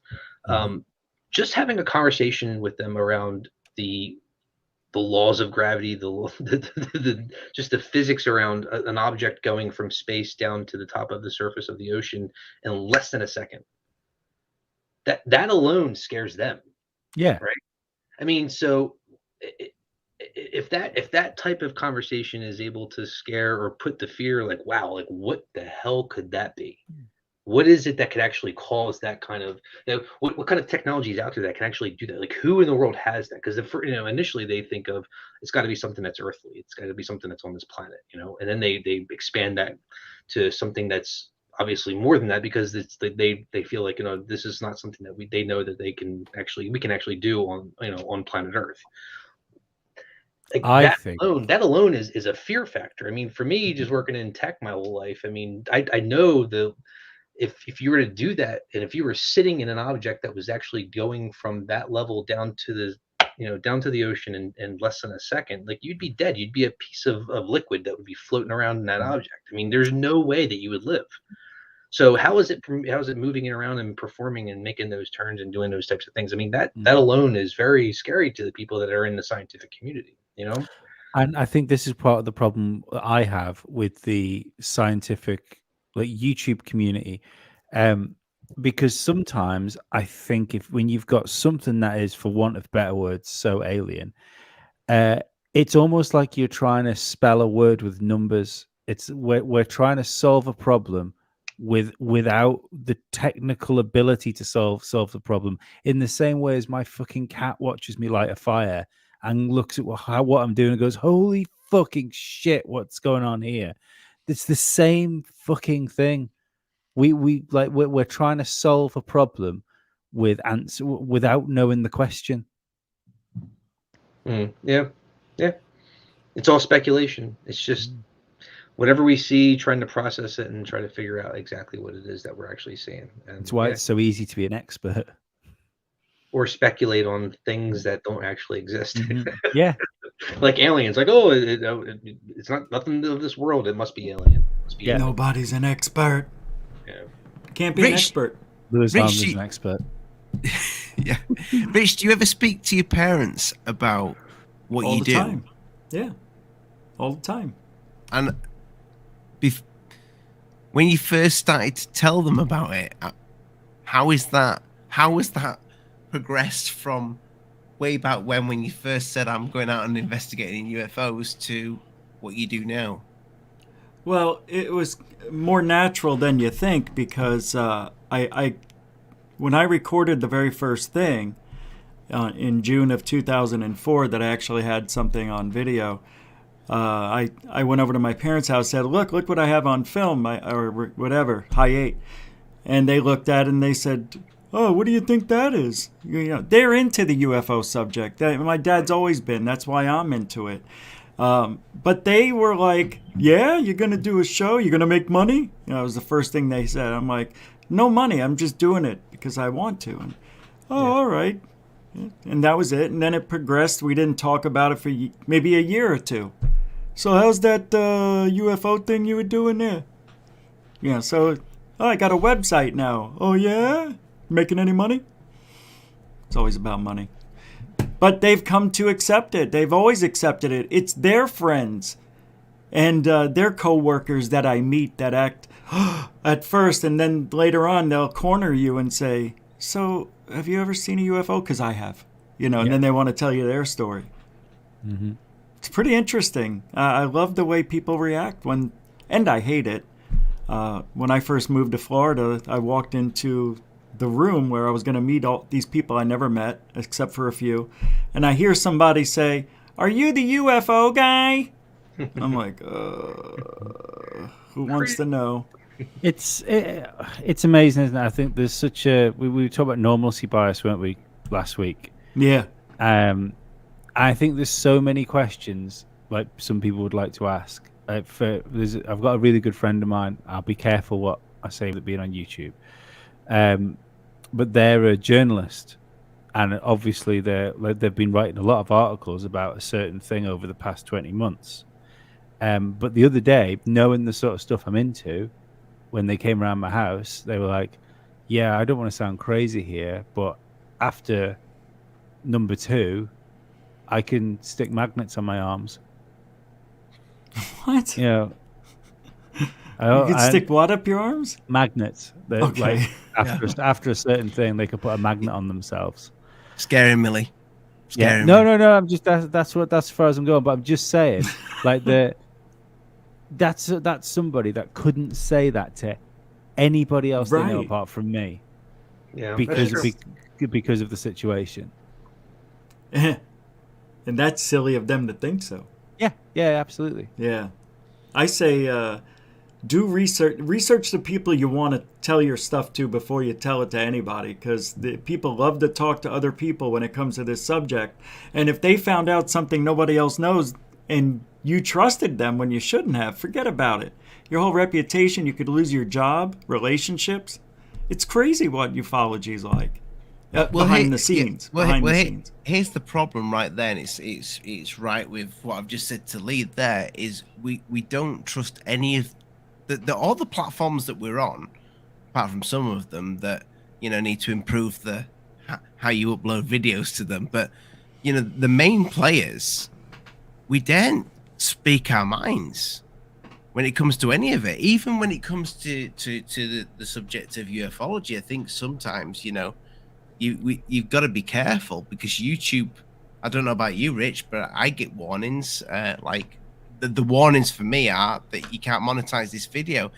I don't care about the $3 it'll make or whatever, from from advert, because you know what it makes. It makes nothing. Yeah. It makes nothing. Pennies, I care that YouTube is seeing it as a threat to its platform. Why? Through it's not advertisement friendly. No. What's coming? What's next? Yeah, I hear you. So even without any like audio or video playing, I mean, just you having that conversation, you're still getting copyright strikes on that?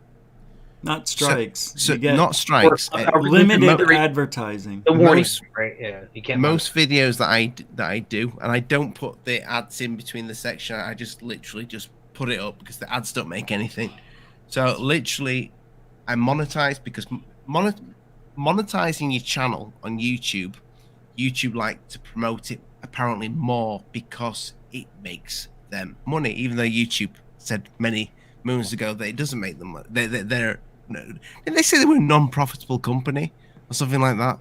I've heard the actual opposite. I mean, I've heard it doesn't actually matter whether you're monetized or not, and that's why I didn't care whether it was, whether that happened or not. But anyway, the problem is it's been looked at as inappropriate for advertisers.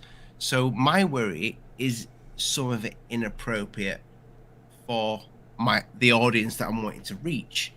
So that's why I say to Lee, I want to be so careful in what I say, and I want a platform to be there where I can go, just be myself, speak my mind. Oh. Look, mate, go to Rumble or Odyssey. They want you to, but they want you to rate yourself. You're allowed to say the F word. They have a place where you can say, but no, you're worried about what you can say, and you can say a lot more than you think you can. It's just how you're saying it. So if you want to talk about, getting, the shot in the arm, and you can't say, well, I don't, want that or whatever, that's promoting against what they believe. So that might get you demonetized for that, that video. That. But I'm saying you have the option. YouTube gives you the option to choose how much you swear, what you're pretty much going to talk about. Yep. I don't think that would get you demonetized. I think that would get you a community guideline strike. Yeah, I would agree with Lee. Really? It happened to Lee on his show. Yeah. But he got a community guideline strike for having a guest on. Spoke Jeez. about certain things. Yeah. So back to the subject in itself, but it is all about a part of it, because I think if there is potentially a disclosure and it goes one way or another, it might become to a point where on certain media platforms we're only allowed to speak about if it becomes a real big thing and not just a twinkle in the background that we're thinking something may happen. Because I always feel like something may happen with disclosure at some point. I know Rich, he may have gone for a wee break. Nothing's ever going to happen with disclosure. Okay, no, I'm vaping. I don't want people to see me vaping. I don't care. I care. But with the controls the controls that are in place, if something did happen, I think it would be controlled to what we would be allowed to say about these extraterrestrials or whatever it is. I agree, 1,000%. And I think if you apply that to the same way that they're doing censorship right now versus on certain topics and subjects and whatever, however you want to call it out, it's happening right now. I mean, it really is. It's happening with the thing that GUFON just mentioned with in the arm. It's happening with certain 3-letter acronyms. When it's crazy, like even like a year ago, you could talk about things that were related to Illuminati is still able to you're still able to have that conversation. But the 3-letter word that begins with the N, you can't have that conversation anymore because it's about something that's relevant to the times. And I think that's my biggest concern when it comes to censorship, because it's taking away your ability to be able to just have an open conversation about a subject. It doesn't necessarily say that you're pushing that narrative or pushing that specific topic. You physically can't even have a conversation about it, and I think it's wrong. I mean, the way that they're doing this right now is it's really tough. It really is, and you have to be really careful. And even if right now this conversation is okay to be had, 6 months down the road from now, this could be completely taboo, and we have to then delete it, or you're going to get a strike, or you're going to get a warning, or you're going to have something prosecuted against you. It's really ridiculous. Yeah. Sorry, go on. No, Lee, go. Knock I yourself out, but stay away from the. No, moving away. Yeah, what worries me about it is the fact that it's not about. None of this seems to make sense for a company. If you look at if it's just about like monetization and like what ad companies and stuff like that are happy with it. We'll take Alex Jones again. The views Alex Jones used to get, I don't care what he says. If you're trying to sell a product, and I don't think any company would argue with those views. Great. In the same way as when we see countless films being rebooted right now, which are injected with identity politics, you, me, and everybody else that are normal cinema goers reject these films. They bomb, yet companies keep making them over and over again. It doesn't make sense. It doesn't make sense that the whole get woke, go broke thing isn't a catchy slogan. It's fucking real. But the crazy thing is these companies that only cared about profit up until a couple of years ago now seem to care about moral values. And I don't understand how that works in a capitalist society. It doesn't. It doesn't work. So what's the reason for it? What's the reason for everything that's been going on? Everything that's been happening with the soft disclosure, the so-called soft disclosure. I think it's all leading into one thing. I think it's all linked, definitely, Yeah. 100%. Yeah, yeah. I feel like there's everything that, even down to what we're doing right now. I think I said this last week, that I think whatever the controlling hands are that pull the strings, they have this covered. You know, they have the outliers covered. Whatever this plan is, it seems pretty fucking comprehensive. Rich from Dark Sky, I've always wanted to ask you this question, because you put out a lot of great documentaries, some old forgotten ones as well, when it comes to the subject of UFOs. Links are in the description. People go check out and subscribe. What do you actually what is your honest opinion of this subject and what it actually is? Ow.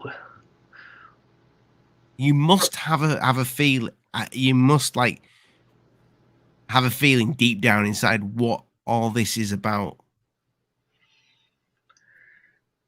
I mean, I think it's I flip flop all the time. Just like I flip flop, like some days, depending on my mood and how I feel, I believe Lazar's story. But then there's other days I'm just like, it's just like 80% of the time I'm like, nope, this is all BS. And then there's like some days where I think like, okay, this could be real. I'm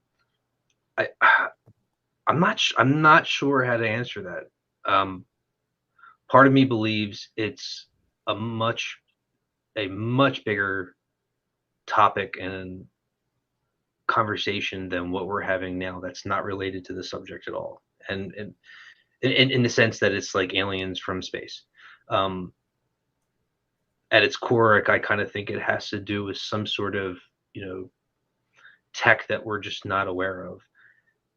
In some respects, I think before China launched that that missile that shot out the satellite, what was it, last week or the week and a half ago, 2 weeks ago. I mean, that to me, that blew me away. I was like, wow, there's something that can actually go around this entire planet within 4 years, or within 4 hours, and we had no idea. And then they were also shooting satellites out of space where the people on the space station are having to take cover. I don't know. I flip flop all the time on what I think it is, and what my beliefs are.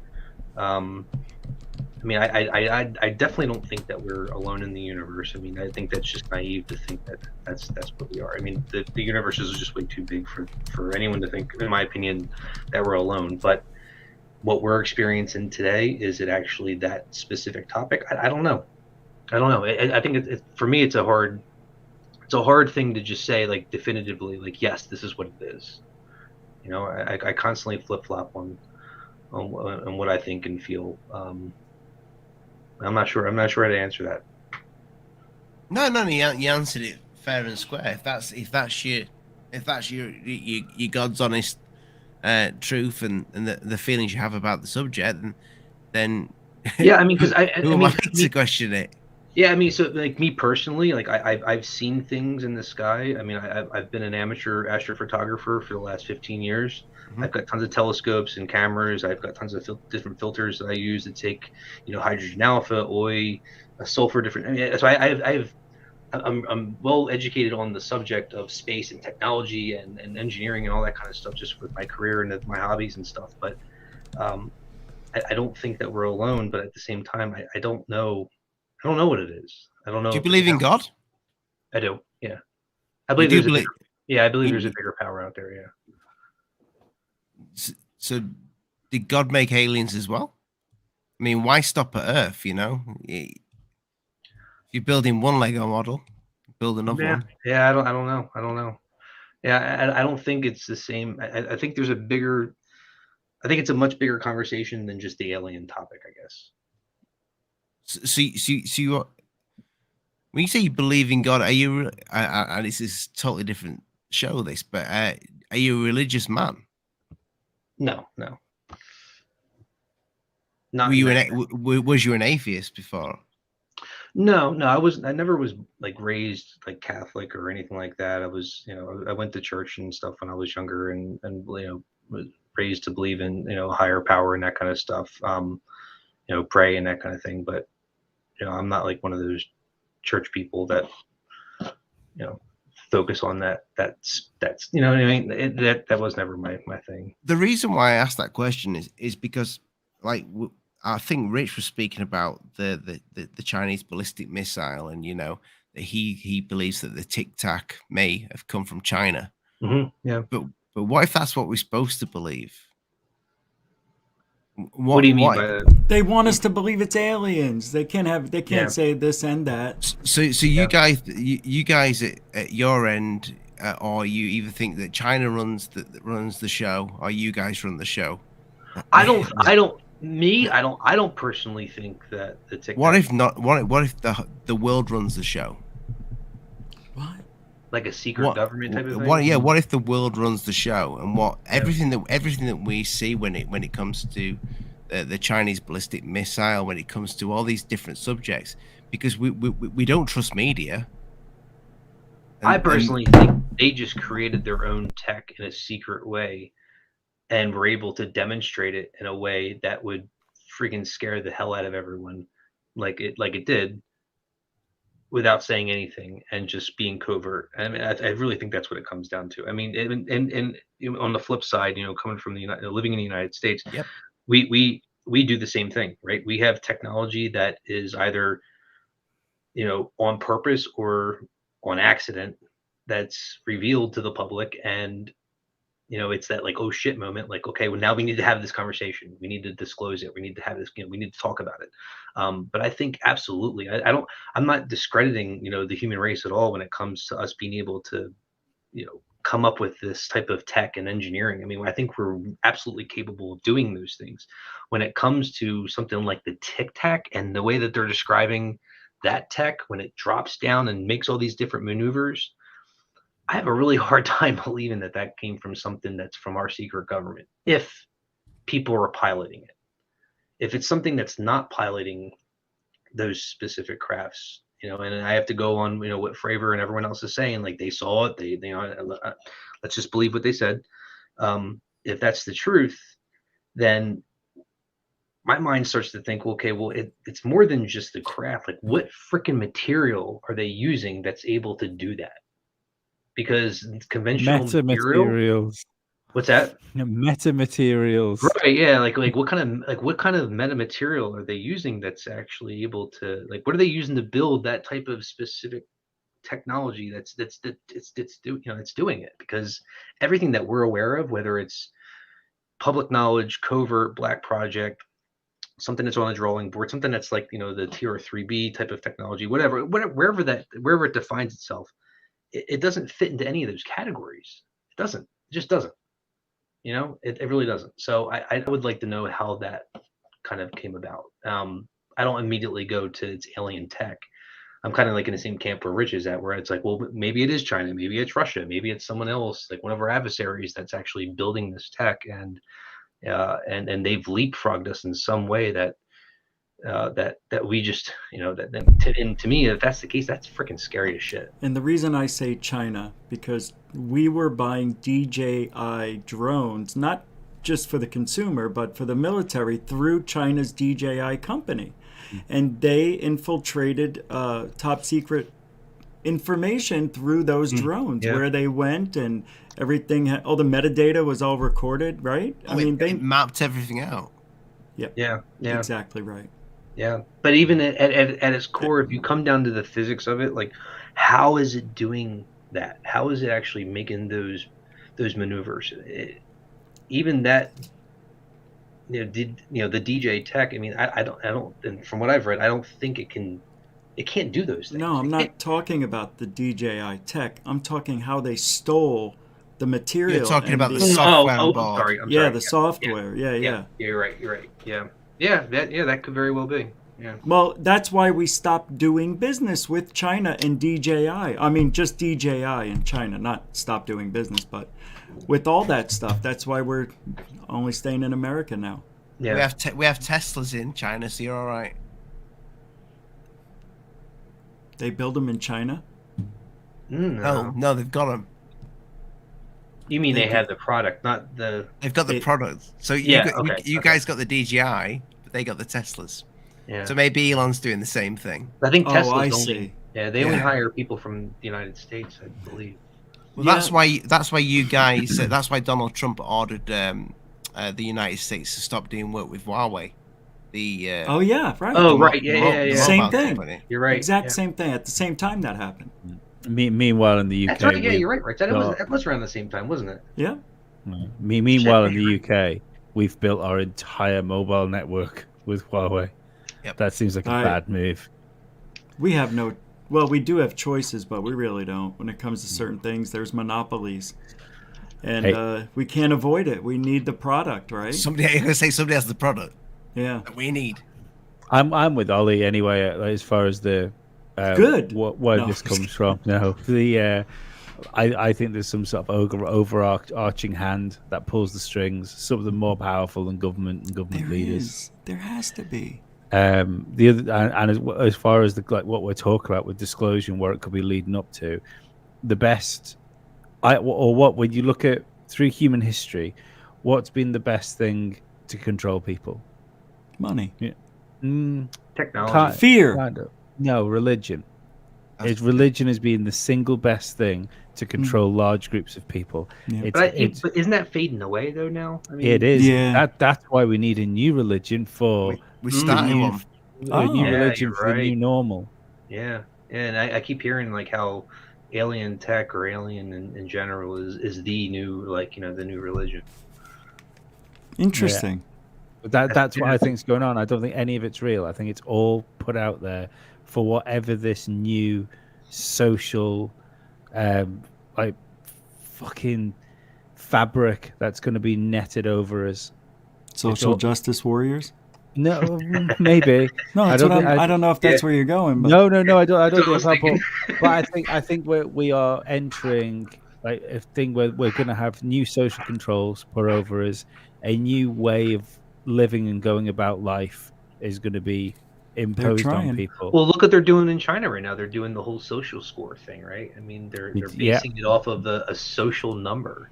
I keep hearing that. I keep hearing that coming. That's part of the thing that's coming. That's trying to come to the United States. I hear that they're trying to implement that now, and over in Australia with all the things that's going on there with the pandemic and all the that's awful over there. It's friggin' ridiculous. I kind of feel that when it comes to aliens, if they've known about this for a long time, and going back to what I said about China, the US, Russia, Great Britain, any country, if they found that there was something out there, whether it was friendly or not, I feel like after how long's let's just say Roswell. I know there'd been UFO sightings before then, possible crashes before then, but how long's that been now? That's 1946. 47. It's been 74 years. 77 years. Okay, so in so if they knew that they were 74. Extraterrestrials, the world, and I would guarantee that every country and every power would know about that. There would be a so-called space force. There would be a base on the moon. There would have to be. They're talking about that now. They're talking about doing it now. Yeah, I mean, I was watching the Fox News. It should be already there. Yeah, well, it should be. It should but he's actually right for once, because it should be if it was aliens that crashed in Roswell. Tom DeLonge said it was a German craft that he believes crashed in the Hanabu.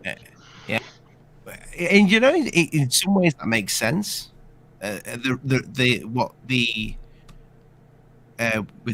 the U.S. Army recalling what they'd said about it being a crashed disc that they'd found, a UFO, a flying saucer. and they recalled it as a weather balloon. It kind of makes sense that maybe then they realized, shit, no, it's the Germans. We've got a Nazi craft. Okay, that kind of makes sense. I'm not calling Germans Nazis before anybody says, but at the time, Nazi Germany. It makes sense. That kind of makes sense, and it makes sense with the going to Antarctica, getting certain, whatever it was, whether it was tech, whether it was, they were finding something completely, whether it's what they call it, what was it? Byrd found, Admiral Byrd, the inside of the Earth. Yeah. Love that. Admiral Richard Byrd. Yeah, that was craziness, but Operation High Jump or something. Absolutely exciting. Yeah. Was he High Jump and Fishbowl? Was the two? There's a couple. Yeah, I think no, Fishbone wasn't him. High Jump was Admiral Richard Byrd. That was the. Yeah, okay. Was Fishbowl detonating nukes? Times.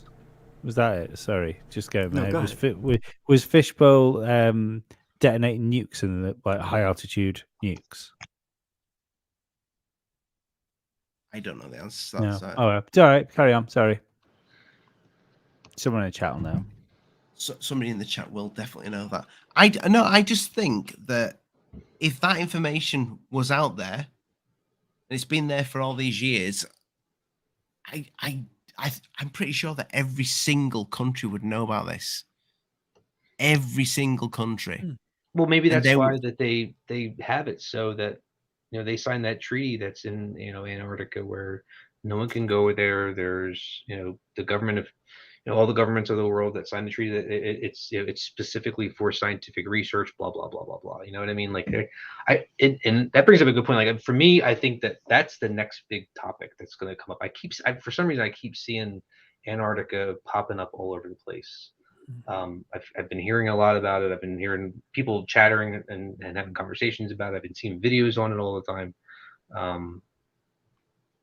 And it's like one of the biggest mysteries that are unknown, right? I mean, we don't know. No one's been there. No one really knows what's actually down there. So, who knows? Could I go to Antarctica? I believe I could. You can go to a bit of it. A bit of it. But you can only go. You can go to. There's a certain shoreline, isn't there? You can land on, and then from that shoreline you can go X amount of miles in guided, which takes you to the pole, because they've got a pole there, but it's not actually the North Pole. It's like a ceremonial pole. It's there as like a tourist attraction. So you can go, but you can go in the same way you can go to Disney. You can go to Disneyland, but you can't go in the cellar. You can't go behind the castle.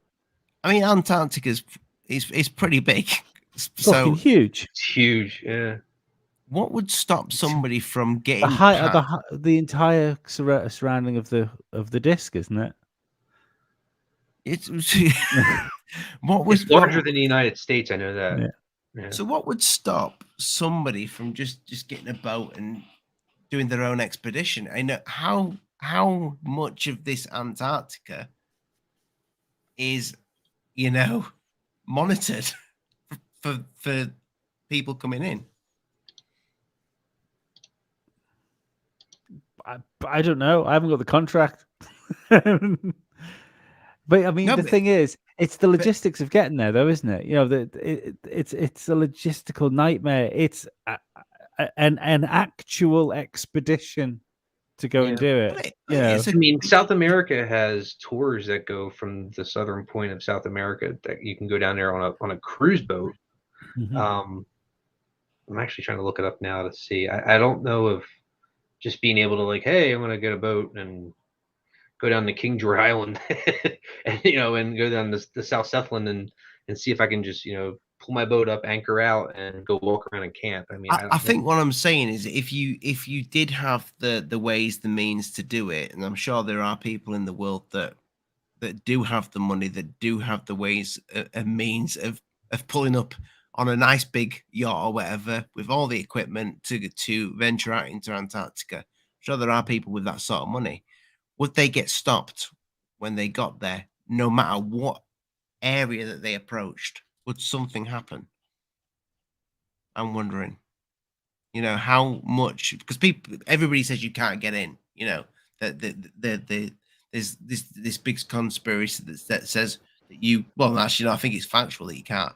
But how much of this is that you can't get in at this place that's absolutely freaking huge? You know, is somebody out there would have an ambition to actually find out what on Antarctica is all about, and if it's not just a bit of ice, you know. Unless maybe people have tried and they've been either turned away or turned down, if you catch my drift. Yeah, I don't know personally. I mean, it's a good point, man. I'd have to. That's something I would definitely like to look into and try to research. Because it's massive. Yeah, dude. Like I said, it's larger than than the continent, than North America. I mean, it's a massive continent. It's cut, and the entire thing is covered literally by ice. They say so. Yeah, who knows? But there's a certain part. All the resident, like all the buildings that are there, from what they have and from the public that you can research, it's all government facilities. It's all research facilities, Yeah. scientific research. I mean, it's not like anyone lives there, right? I mean, there's penguins and ice. So, yeah, I mean, who knows? Is there? Right. Yeah, that's what they tell us. Yeah. I mean, it's interesting, isn't it? The whole idea of the Antarctic Treaty is interesting. That this one thing that survived, like conflict, it survived political upheavals, and all for some reason because we really care about penguins. All of a sudden, it doesn't make, especially when you look at like the interview with Admiral Byrd on the Longines Chronoscope, I think it was, wasn't it? Mm-hmm. Where he's talking about coal and uranium and stuff like that, and how it would be like the next like big conflict would be about like taking the resources from that place. If that's true, and it's full of coal and stuff like that, then the idea that countries have still got together now, when we're supposedly in like in scarcity when it comes to natural fuels, and there's still no companies, none of them, no, like ExxonMobil, Shell, none of them want to go down there. Yeah, that's a good point. I don't get that. You know, in a world where we will destroy acres of forests to make paper. That's true. I mean, because you could literally have an underground or undersea pipeline going from that continent to the southern point of South America. I mean, it's not like it's thousands of miles. It's like it's a couple hundred miles. Yeah. You know, and if they have pipelines that cross and traverse the Pacific and Atlantic, and freaking Microsoft has a fiber optic line that goes from the Atlantic Ocean over to London. So I mean, it's totally, conceptually, it's something that you're right. Yeah, why not use those resources and go down there if that is something that is actually there? Yeah, doesn't make sense. Good point. It's really good, man. And yeah, it's awesome. I don't think we'll ever find out. DarkSKY, have you got any documentaries on your channel about Antarctica?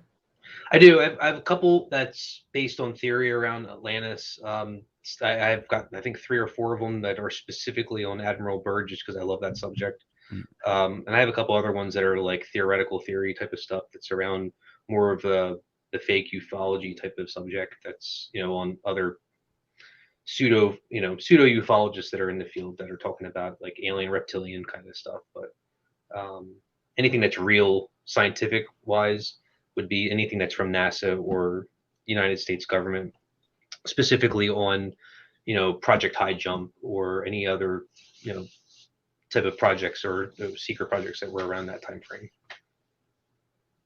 But I mean, think about it. Like, why would the U.S. government send an expedition trip down there if they, quote unquote, knew that there was nothing there? And why do penguins need all that coal anyway? Why did he return so quickly, like in fear, and then make it like taboo to even talk about us even having any information about what he saw or what he didn't see down there? I always had those questions, like especially after you watch even the Periscope films. Like if you watch any of the Periscope films that are on Project High Jump that are literally from the government, released government, once confidential documentaries that are now public available. Yeah, those Richard Byrd ones are cool. Yeah. Oh, dude, totally. I mean, you're like, I mean, you sit back and you watch and you think it's like science fiction, but no, it's it's factual. It's real things that actually happened back in the day. So. Yeah. Wild. Rich, Giordano, hello. Antarctica. Where are you on this icy subject? Well, I don't know, man. You have to go by what Admiral Richard Byrd was saying. I mean, people did die, right? Didn't people get killed on those missions or the high jump one? They got attacked. There was like 17 that died down there. Yeah, so what happened? He's just making it up to cover his ass why he got kicked, got destroyed by Germans. Weren't those UFOs, didn't they have the Nazi symbol on them? They did. Yeah. Am I right on that? All right. Yep. And they were even trying to link that back to the whole invasion of, the UFOs that they saw over the Capitol back in the day. Oh, right. Yeah. About that, and then relaying that to, that was the main reason why we received all the Nazi scientists from World War II to be a part of NASA.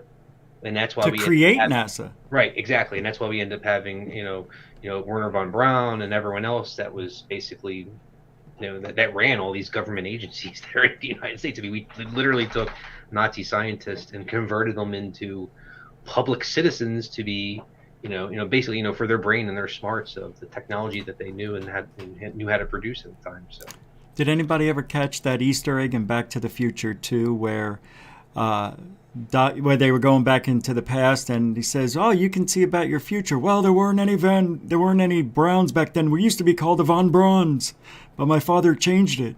Oh no, I didn't catch it. Actually, it's funny you said. I watched all three of them last night on oh wow, out in the woods. Yeah, it was on TBS. Yeah, that's what I did too last weekend. They did that. I never caught that. Yeah, and he says that it's amazing. We used to be called the Von Brauns, but now we're the Browns. Is it still in? Or has it been deleted? It's in there. Mandela's not got rid of it, no? No, it hasn't. Nah, they wouldn't remove that. That's But that is interesting, though. That's that cool. Little Easter egg. Yeah, that's one for you. What time is it? Holy smokes! It's already been 2 hours. Yeah. When's your show? Yeah. When's your show, Rich? My show tonight is on early at 8:55 p.m. instead of 9. I'm going to try 5 minutes early. What? I was just going to say quickly before we start doing the wrap up thing, just to get back on the soft disclosure shenanigans. Sorry. No, it's all right. Just before, it was just something DarkSKY said. When you look at the ridiculous video footage that's come out, like the flare footage and stuff like that. Yeah, that video of the UFOs buzzing the Capitol building, that didn't cause disclosure. That's crazy. And the amount of people I've shown that to friends, and the amount of people that have never seen or heard of that incident in their lives. That came up the other night. The Battle of LA came up the other night. Oh, I was going to say that as well. Battle for LA. Maybe that was a Nazi aircraft. And I think, and for me, like that's why the older stuff. I mean, for me personally, is just so fascinating because it's way before any of this modern tech that we can, basically say, okay, this is a drone, this is an airplane, this is that, it's a weather. I mean, like back then, it was really hard to fake that kind of shit, even like fake videos. Yeah, and it's way before instant crazy media. Right, like there was no internet, there was no CGI, there was no like any software programs to do this kind of stuff that we know of. You know what I mean? Like it was really hard to do that. So, even like take for instance like the Kent photos. I mean that's really hard to fake that kind of stuff. Back in the the 20s, the 30s, the 40s, 50s, and 60s. I mean, I think anything up to like the 70s and 80s. 80s is getting into like a little bit more of a I guess more modern tech where they can kind of fake that kind of stuff. But back in the day, it's really hard to fake that kind of stuff. So I mean. I don't know. Like, I mean, how do you fake an alien invasion over the top of the Capitol? Back then. I mean, did the Battle of LA? Like, how do you fake that? Because they didn't. It was real. Right. Yeah. It was something, whether it's alien or whether it's on this Earth, and it was tech that we just not aware of. That was something else. I mean, but like they literally shot at that shit for hours, and it didn't do anything. Over 1,000 rounds. Yeah. Yeah, like, and there's also it killed it literally, and it killed people. So it wasn't like the rounds falling. Yeah, it killed people in LA. Like it wasn't like it was a fake thing and the media was making up. Like people died. Like literally, they died. Like you just I don't know. I mean that kind of stuff to me is extremely fascinating to research. How that kind long of were stuff. they firing for? An hour. Yeah, it was a little over an hour that they were firing for the Battle of LA. Wasn't it? Maybe it was a hologram. Like blue beam. It blew up. Yeah, blue beam. Maybe it was back then. Yeah. When was that? 60s or the 40s, right? Have you just come out with that, Rich? Is that your theory? Yeah. Anybody else? That's why they couldn't shoot it down. There was nothing there. Has anybody else said that? No. I don't think so. Second World War, wasn't it? Was it Second World War? No, Battle of the Battle of Los Angeles was in 1942. Yeah. Yeah. But if it was a hologram, then that's some crazy technology. Then we would have had incredible technology. Maybe it was the aliens doing it. Right. Whoa. This just got crazy. Well, you think about it, why would an alien craft, no matter how much, how strong it is, I don't know why I've got a horn in my hand, but why would... Here come the aliens. I'm looking for anything that looks like a UFO. Hairbrush, that'll do. Why would an alien spaceship just come over and sit there to be fired upon? Because, to show that we can't damage them. Or maybe they didn't realize that they were actually being shot at. They were like, what are these people throwing little tiny toothpicks at us? I mean, maybe they just sat there like, what is this? The natives they're mad. That grey headbutt in that mic, Rich, sounds amazing. Not good. That's not me. There's some poor fucker in the chat with headphones full. It's got them new Apple ones. It's like See, now, speaking of headphones, Lee, your headphones are very... See how I've got all this room here? I don't want that. What do you recommend? I get one... Is yours good? Is it just for talking, no microphone? No, I just got... I do have one, see? Ones. I just tuck it in, just like when I walk around naked. I tuck it. I can't. Shure SRH 440s. Pardon? Shure's what? Shure SRH 440s. How much were those? £80 each. How about what is it? Tascam good? Taxam? No idea. Come on, Lee. You're an audio guy. It says it right there. No. Must see audio. Yeah, see audio. It's cameras. These are great. The Sennheisers. Yeah, but I don't want the microphone sticking out like an antenna. I want to chop it off. But there are these Tascams I could buy on the, $25. I was just wondering if they're good. Also, $40 with the nice bigger. This thing broke the other day. See, you want this studio headphones? So go to a musician site and look at the studio gear. Yeah, and go for studio headphones. Why do you have to? So let me ask you this: I don't do live podcasts. Why do you guys have to use live? Why do you have to use headphones? Why can't you just use a echo canceling microphone or something like a Jabra device? You still get bleed because you also want to sound. Oh, what do you mean the headphones? Yeah, you want to. Yeah, I like to hear things. It blocks out all the stuff behind me. Yeah. Does my audio sound like crappier compared to? You? No, it sounds fine. But you're talking about a microphone. I was just talking about the headphones to listen with. Well, you had. I thought I saw a microphone on your head. Yeah, I have it. This is a 2-year-old headset that I bought when I got this computer. Okay. So now I need. I just want a nice form-fitting one like Lee has. Mine looks so big. Look at this thing. It's a monster. Yeah, I've got massive. Like Ollie's, it's a monster. It looks like he's wearing a helmet almost. Yeah, I look like somebody out of Alien. So do I. We're rolling. So do I. I just want to look like a yeah, never mind. Sleek, I guess. Drake, we are leaving. Sorry. What was that Aliens. from? Aliens, Drake, we are leaving. You know, the pulse rifle. Oh, right. What a film. Don't make them like that anymore. The part 2 one? I watched one. District I'm 9 part 2. Yeah, those are the best. 2's the best. In my OP. Alien Resurrection, can't beat it. I like them all. Terrible. I like them, but I don't, they're not great. I just like to watch. How about District 9? I love that. Oh, movie. I love that, you cheeky prawn. Yeah, Absolutely amazing. I watched it last night on Sci-Fi. I was like, oh my god, this is the best. 2 I is like- coming out. Is it? Oh really? Yeah, he's making it. Yeah, it's District. 10. I don't know if it's called. I don't know if It it's can't called, be that. I think it's called. I think it's just District 9 too. Yeah. Really? Oh, that's awesome. District 9, The What? Return or something. Or is it District 9 point? I don't know. Anyway, it is doing it. It's been confirmed. Neil Blomkamp is doing another District 9. Nice. That'll be great. Yeah, he was going to be doing Alien 5, but until Disney bought it. His Alien 5 concept was wild. It was wild. It looks great. Well, what about The Matrix coming out Christmas? Resurrections. I hope it's good. It doesn't I'm look nervous that about good. that one. I have a bad feeling. It doesn't look that good. Got a bad feeling about this drop. All these things seem to get that nice little sprinkle of identity politics on top of it, and it makes everything taste fucking awful. Yeah. Did you guys like Prometheus? I did.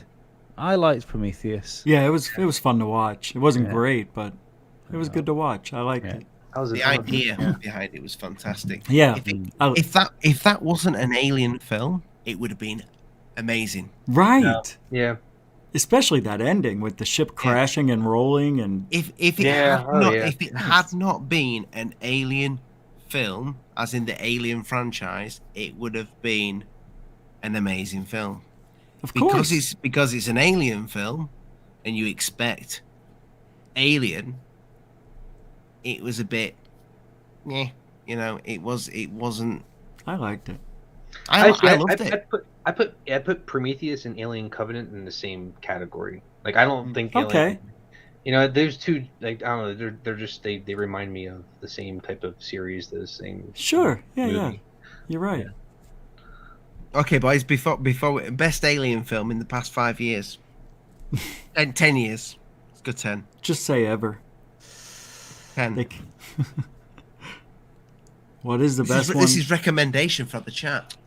Other than the first one, let's do the other than the first two. Alien film. Alien, any alien. Oh, okay.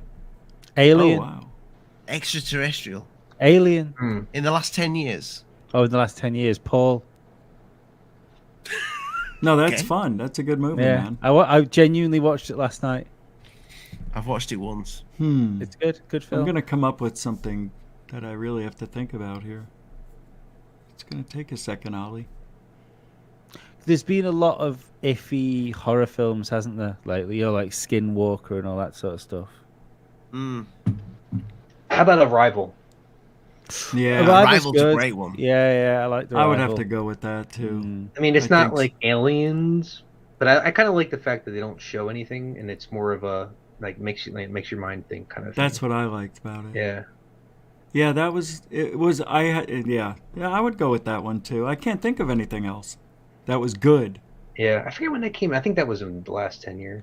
Yeah, it was 5 years ago. Yeah, well, yeah, Oh, Arrival. okay. Yeah, Around that were there, a good yeah. one. That were good. I was kind of thinking of Arrival. I mean, it's a very emotional film, but it's the aliens look like big fungus trees, just strange-looking things. Hectopods or something. Yeah, They're hectopods. Yeah. I love the hand thing that flipped, and I love the language, the way they speak in pattern. It's like Windings. Yeah. Interesting. That's a whole language as well, wasn't it? They made a whole language for it. Mm-hmm. Yeah. What, for Arrival? Yeah. Yeah. Really? Those shapes are a real language that they made up. Yeah, you can is actually a buy the lot of book like it's effort. Klingon. Yeah. Yeah. That'd be cool if you could see the future and the past, though, in the writings. That I don't understand, how time works. That was an interesting thing. Edge of Tomorrow was pretty good, too. Oh, Edge of Tomorrow was freaking awesome. That's Tom Cruise, isn't it? Yeah, and I hate him, but I tell you what, like him in that movie, that movie I was okay with him being in it. Like That's right. That was, and I also like the one that just came out this year where it had Chris Pratt in it. The War of Tomorrow, Tomorrow War. I never watched it. Was it I haven't good? watched that. It was great. Oh yeah, that was the Amazon exclusive. I loved it. I seen it 3 times already. It was fun. Those are vicious motherfuckers, them aliens in that. I know. They've got organic guns, haven't they? They fire like the tail, the darts out of the tail and stuff. And out of their hands, and man, that was just amazing how they thought of all that stuff. I mean, it wasn't perfect movie, but you know what? The writing was done very well in that, and you actually cared about the people. In most movies, you don't care about them because you never learn anything about them, but they did a good job.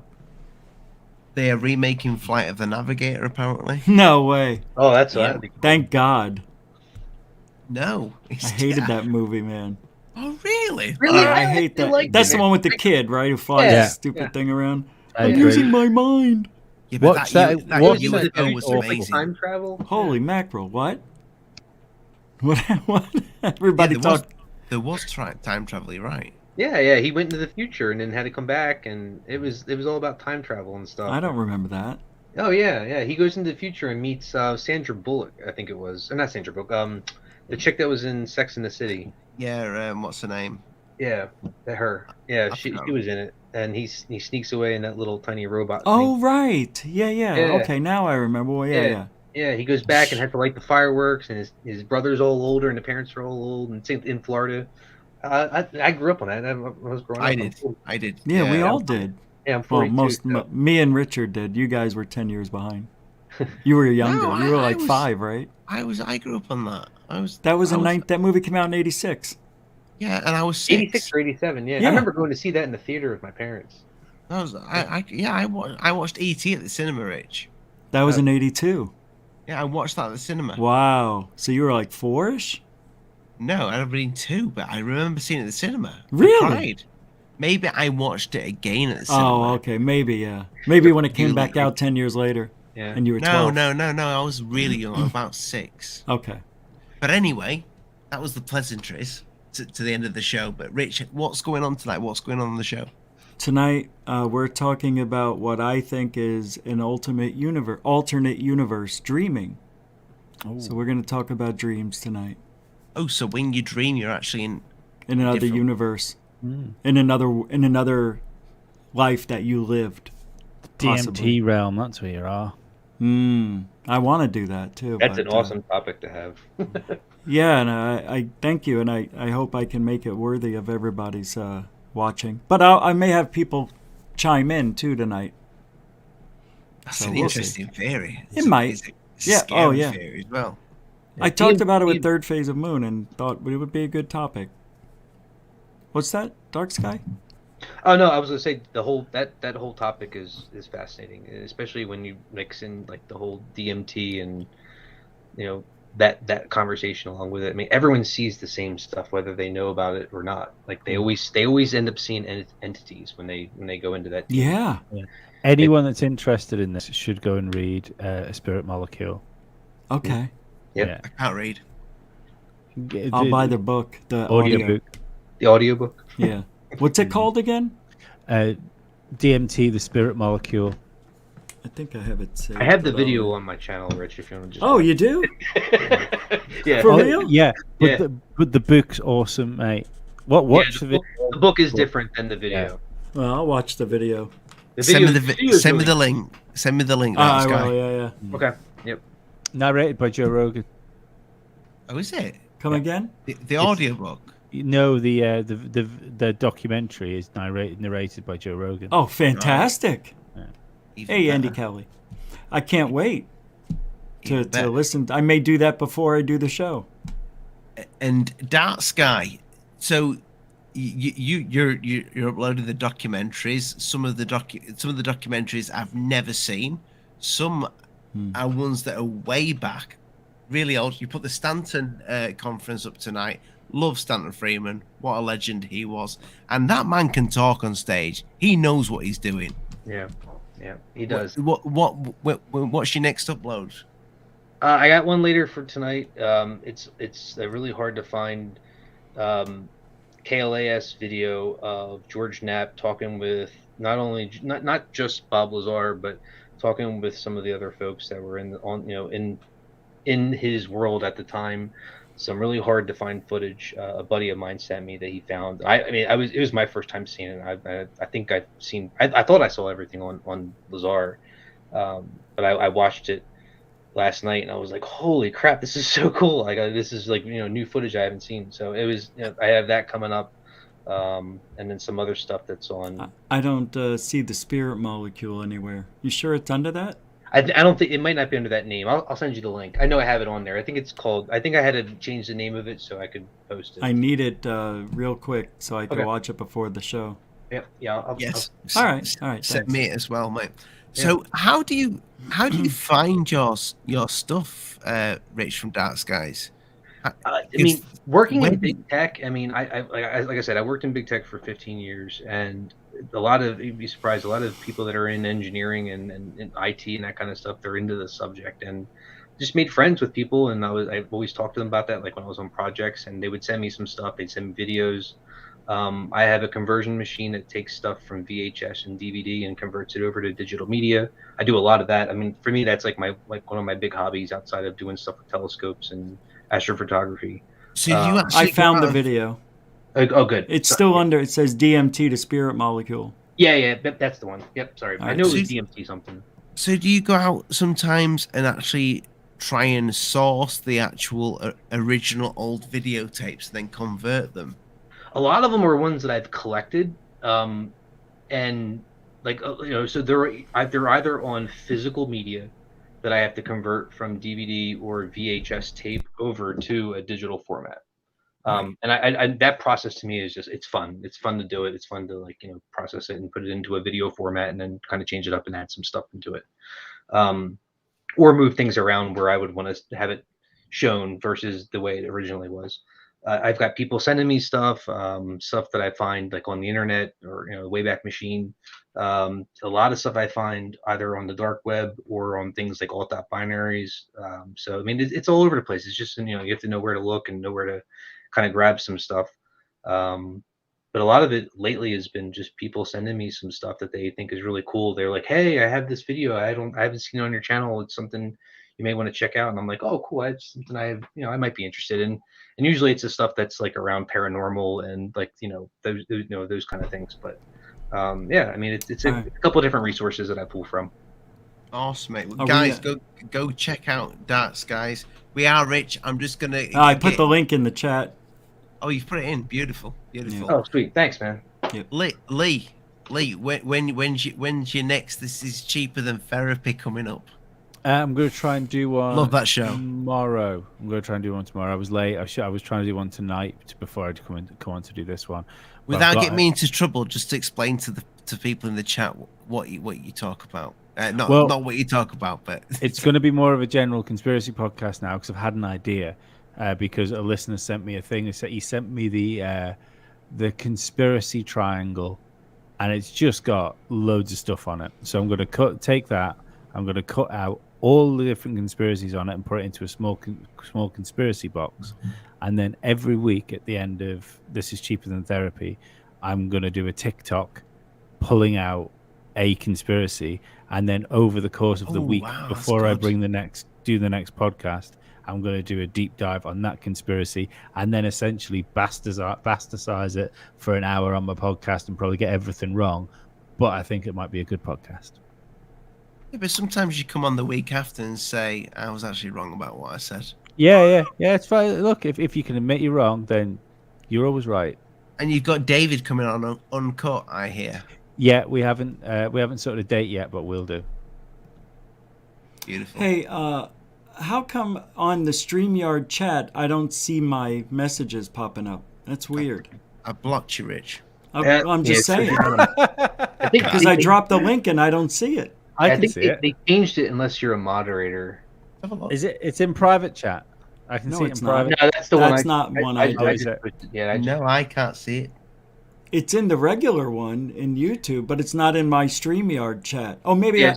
So I saw my earlier ones popping up. Rich, I think you put it in the private link.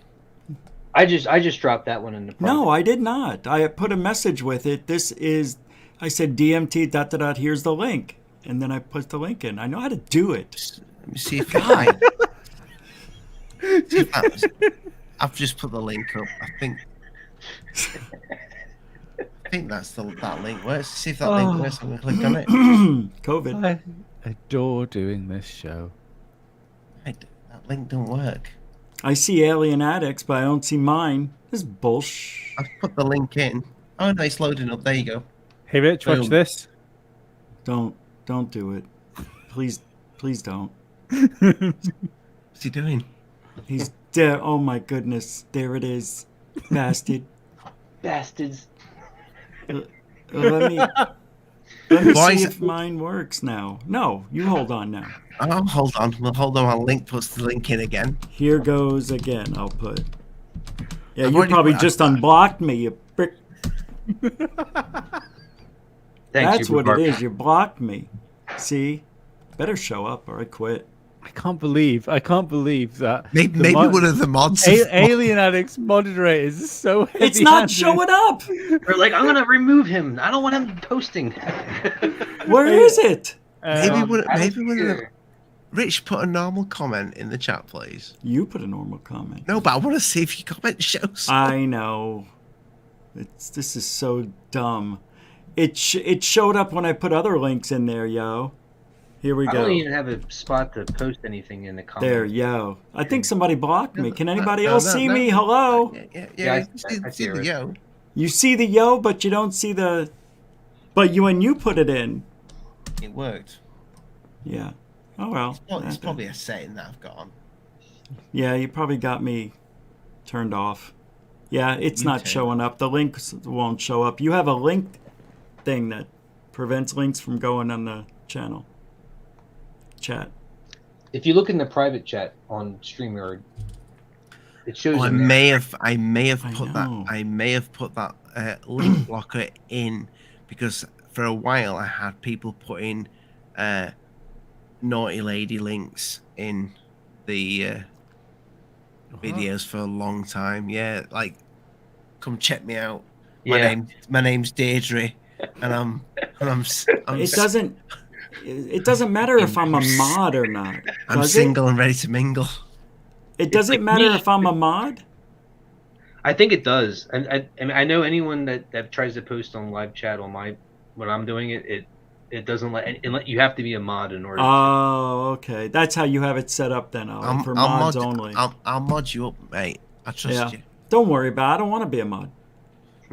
I don't want the responsibility. I don't want to get blamed for stuff. Responsibility.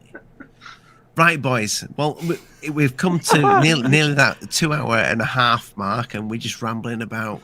Sorry, my favourite comment of the night was from Horsey saying, "CC me them naughty links, yo." Yeah, right. We'll hook you up. It was fun tonight. It was good. It was. It's always fun. It felt real good. And DarkSKY, thanks for joining us. You're welcome any time, my friend. I know you're a busy man. Yeah, no. I really appreciate it. You guys are awesome. I love watching your guys' shows. I would like to get you on. Have you seen David on the show that came on with us talking about the aliens and demons last week? Yeah. Yes. Yes, I have. I'd like to get you on with David and Rich and Lee. We'll get a big and Scott. And Scott, if you're listening, get some headphones. Love Scott you. Get some headphones. Yeah, that'd be cool. Scott C. Waring. If I had Scott C. Waring on, that man nearly destroyed my entire channel. But yeah, he gave me 3 copyright strikes in one day. Did he? Yeah, asshole. Yeah, he's a turd. Yeah. Yeah, I haven't even managed to destroy your channel, and I'm trying from the inside. Secret every single day. But I do want to thank everybody in the chat that has been just awesome. Giving the thumbs up. The videos are doing really well. The channel is doing really, really good. It's beyond. You're welcome. Yeah, it's fine. I also want to say a big thank you, Rich. Thank you to you and to you, Lee, for being just here for me all the time. Yeah, it makes my slave labor. It's called. Yeah, makes my Lee. You put it out, I must say. He went there. Scottish clans man. Thank you so much. New patron of the channel. I appreciate it. And every little helps people. It helps pay for the software. It helps pay for my wife's shoes. So I really appreciate it. Any doesn't help. help pay for the guests. I'll send you a mug. I'll send you a mug. And also, people, I do have the merch store where you can grab yourself some official Alien Addict drawn merch. I absolutely need to buy one of those t-shirts. Those hoodies are awesome. I need to buy one of those t-shirts to gig in. This is going to be my new. This is going to be in the new t-shirt, which is my AA logo, which is not out yet, but it is on some of the t-shirts on the back. It's got like so like these symbol ones have that, and on the back of the t-shirts they do have the new AA logo, and also we have the new one which I'm quite pleased with, the 115 I can fly. But yes, thank you, people. Just needed to plug the merch there a little bit. But how mysterious! See, he'll vape at the end of the show. Rich, I don't mind you vaping on the show. I don't want people to see me go. Just looks like a smoke machine. I want to see the photoshops after you have done. Right? Anyway, good night. God bless, people. Mind the bugs don't bite. I am Alien Addict. This is GUFON Radio. GUFON, not radio, just GUFON. Just plain old GUFON in the description below. Lee Stevens from Must See Audio in the description below. To my podcast, you bunch of cunts. Yes. Oh my God, me too. It's okay. He said the C word at the end of the show. DarkSKY Files. Thank you so much for joining us. The links are in the description, people. Good night. God bless. Have a great day.